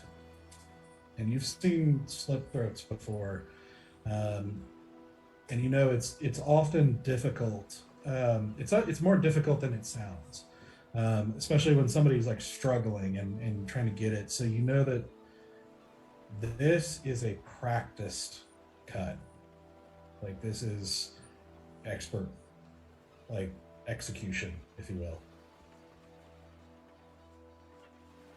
Would I know if it was a dagger or a sword or like could I tell by the density like what kind of with a nat 20 yeah, it's probably not as wide as a sword would be. It seems to be a dagger, like just clean cut. Just gently close her eyes. What color were her eyes? Blue. Close her eyes. Turn my eyes like a just steely blue. Okay. Where do you go after that? Back to the stairs. Go upstairs. Okay. Valen, you stealth up to the double doors. Roll a 23 for stealth. Okay. So you stealth up to the double doors, and you peek inside, and you see a dark room where you can see this room is quite a bit bigger. This is multiple rooms. This is like almost a house in and of itself. You're looking at a very large kind of reception room with like couches and art and all sorts of things around. You can see the door, the double doors to the bedroom are open. You can see through those doors. You can actually just barely see that the sheets have been like pulled back. You with a couple of pillows kind of out of place. You can't. That's about what you can see without going inside. Okay. What are Bear and Easy doing? Are they still looking? I know they were probably looking at the body at one point. What are Bear and Easy doing? I'm gonna run back into my room to put on my chainmail, and then when that's done, I'm gonna go to the top. 5 minutes later. I say that's not like a. That's a process. Yeah, like Yeah. putting on chainmail is like a 5 to 10 minute endeavor. Mhm. Oh well, Yeah. I guess I'll run to the top of the stairs and kind of be the eagle's nest. I'll try to get people's like whoever's looking at over and like, hey. Yeah, I'm probably looking towards Valen because that's where I see the foot tracks going. Yeah, and so I ease the door open a little bit further so I can actually step in. So it's these double doors, and there's like a set of bedroom doors on the other side, or these are the bedroom doors. This is the bedroom doors you're standing at. Okay, yeah, I ease the door and open, and start to step inside. Oh my gosh, like I am the worst person to do this because I have no dark vision. Can't see anything. So Easy, you're there with him. Yep. Mm-hmm. Okay. And I'll try as well, I guess. And Easy, you have dark vision, right? I do have dark vision, yeah. Mm-hmm. So you step in to a pretty dark room. There's a little bit of kind of moonlight, not strong, but sun moonlight kind of coming in through the windows. So you step into this incredibly opulent kind of living room, reception area for this room, and you take a moment and listen for a second. Roll a perception check, both of you. Okay, both of us? Okay.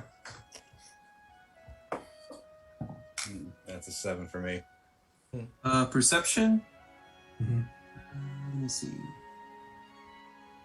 don't know why I can't find it on here. Oh, I got an 18 flat. Nice. 18, okay. Rolling 18s. Hey, Keep it up, man. I'll take it. I'll I take know, it. right? Seriously. Okay, so you take a moment and listen, greeted but only by silence in this room as you take a moment and kind of look around. You can see through the other direction, kind of there's the bedroom in the one direction. You can see in the other direction what looks like what might be like an office area, like there's a desk and papers and things of that nature. And you can also see now there's a closet in the bedroom area. There's a door leading to a closet that you can see. You can't see the full closet angle from here, but you can see this closet probably goes 20 feet back. This gigantic walk-in closet with just clothing, hanging and lining the wall that you can see. You don't. It's an 18. You don't. You take a moment and you don't hear anything inside this bedroom, but then you hear a creak of either a door or a floorboard, not from the room you're in, but from the hallway further down.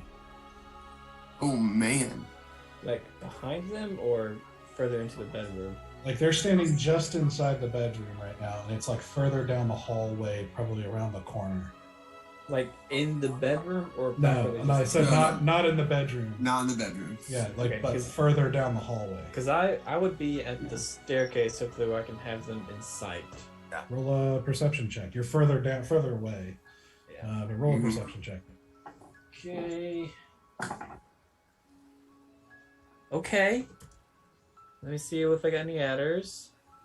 Yeah. Total 20. Okay, with a 20, yeah, I would say you hear it too. Okay. Like just listen. So basically, it's like this really long hallway, and then it kind of curves to the left, like it corners and goes to the left and you feel like you're hearing this creak kind of came from around the corner that way. All right. About this time, you see Asura come up this, like come to the bottom of the stairs there and start making her way up. I'm gonna quietly get Asura's attention and point to where I heard the noise. Yeah, I'm gonna do the same. I'm gonna put my hand on Valen's shoulder and point in that direction and be like, Yep, start moving. go. Yeah. And we'll start moving that way. Okay. Quickly. As you do, the door to Stoic's room opens, and you can see him kind of disheveled, trying to put on last minute put on armor. He's still strapping straps and stuff like that, which is making some noise. But it's he steps out with you. I do the same thing when Stoic walks out. I get his attention quietly and point in direction, and then follow. I guess Asura's going that way. I follow her. I'm going to tell Stoic to go outside to try to catch the windows from the outside. Okay. Okay, so he nods and turns to go back downstairs to go outside around the two windows. Although there's a lot of outside. It's a very large manor. There's a lot of windows to cover. Yeah, the curve of the corridor, I'm trying to tell him to go outside to roughly line up where that curve goes. Okay. So just that side of the house is the best you can. Yeah, Okay. So he'll just go out into the courtyard then, outside there to watch. Yeah, and I'm just going to tell him to keep his book ready just in case. Okay. He needs to send me a message. So I want you guys to all roll stealth checks and perception checks. So stealth checks first. All right. Stealth first. Another nat 20! Yeah. Yes. That, So it's Alright. 28. Ditto. Not Wait, good. stealth you said first? yeah. And then perception? Total 20. Wow, I rolled a 12. A 10 for me. Ooh. Wow. Yeah. 10 for Valen? I rolled a 3. That's rough. And And then you said 8. perception? Yeah. Nice. I got an 18. 19. You say 2 or 22? 22? Okay. She's feeling Perception. 22. 15 plus 7, Perception. yeah. Perception, I got a 9 this time. Okay. Not good. So you see Asura take the lead as she basically gets down into this kind of half crouched form and starts moving utterly silently. It's impressive. As she kind of goes into prowl mode as you guys follow along as best you can, some better than others. You kind of take a moment and peek around the corner and to see another very long empty hall. Take a moment to listen. Don't seem to hear anything further. So you start making your way down the hallway. 100% checking for traps. I do not want to walk our team into something terrible. Okay. Yeah, roll well, you got a perception check, so I'll just use that. There doesn't seem to be any traps as you're making your way down this hallway. So the hallway itself doesn't seem to be trapped. Then you reach you stop for a moment as you hear from the door to your right, which is you guys know to be the door into the fighting area where you guys were just training a couple hours ago. You feel like you hear whispers. Is there a way that I can sneak to hear better what's going on? Or see what's going on? You'd have to open the door to see. You can still sit here and listen. You only heard the whispers briefly, and then they seemed to stop.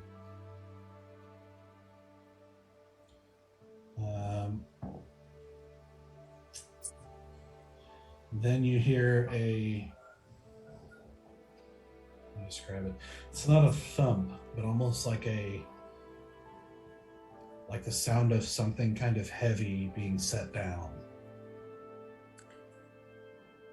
I'm gonna look to the boys real fast and be like, Nod, can I basically set my dagger and throw the dagger as I open the door at whatever is in there? Jeez. Okay. I'm like, I want my assassinate sneak attack. I'm about to make stupid choices that probably injure somebody really not there to be hurt, but I don't know and I don't care. So you burst open the door, looking quickly for a target to let your dagger fly, and you see three.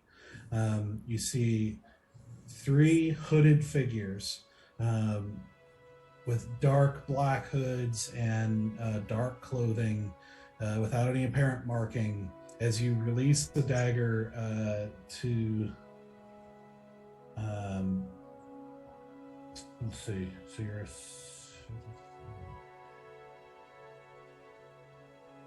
So a couple things happen. You see one kind of crouched over another body, which you would guess is the sound that you heard being laid down.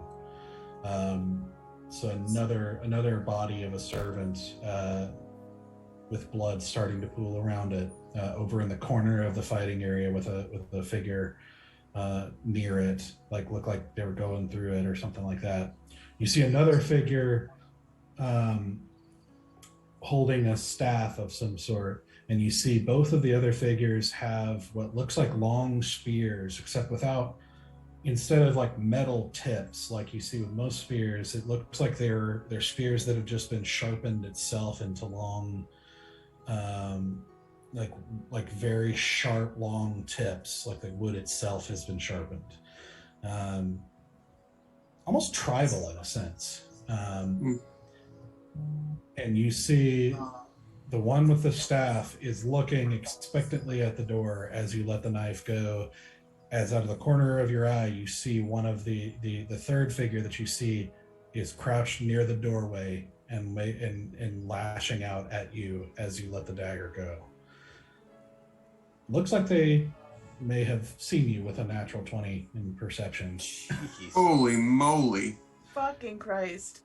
Ha! I can never get a break.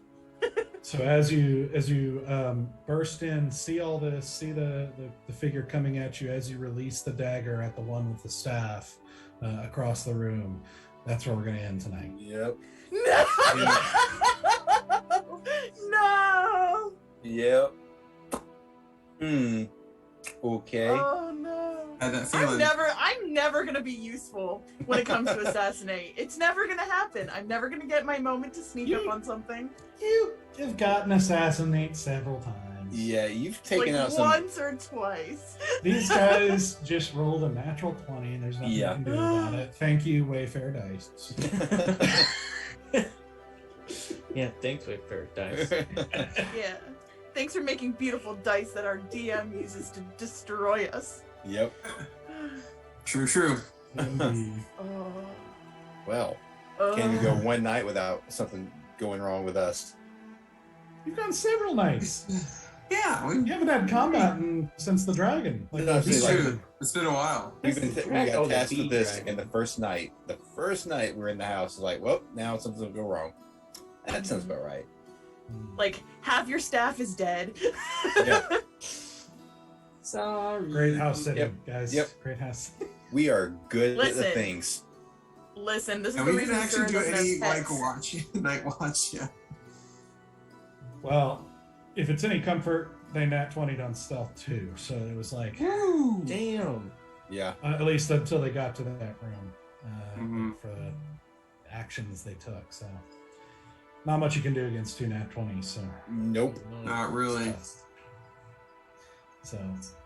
All right. So we will be back again in a week to see what's going on with this and deal with this apparent attack here. And yeah, we'll get back into the chaos. Thank you guys for joining us, and we will see you again next Monday. Yep. Cool. Bye, friends. Bye, everybody. Bye.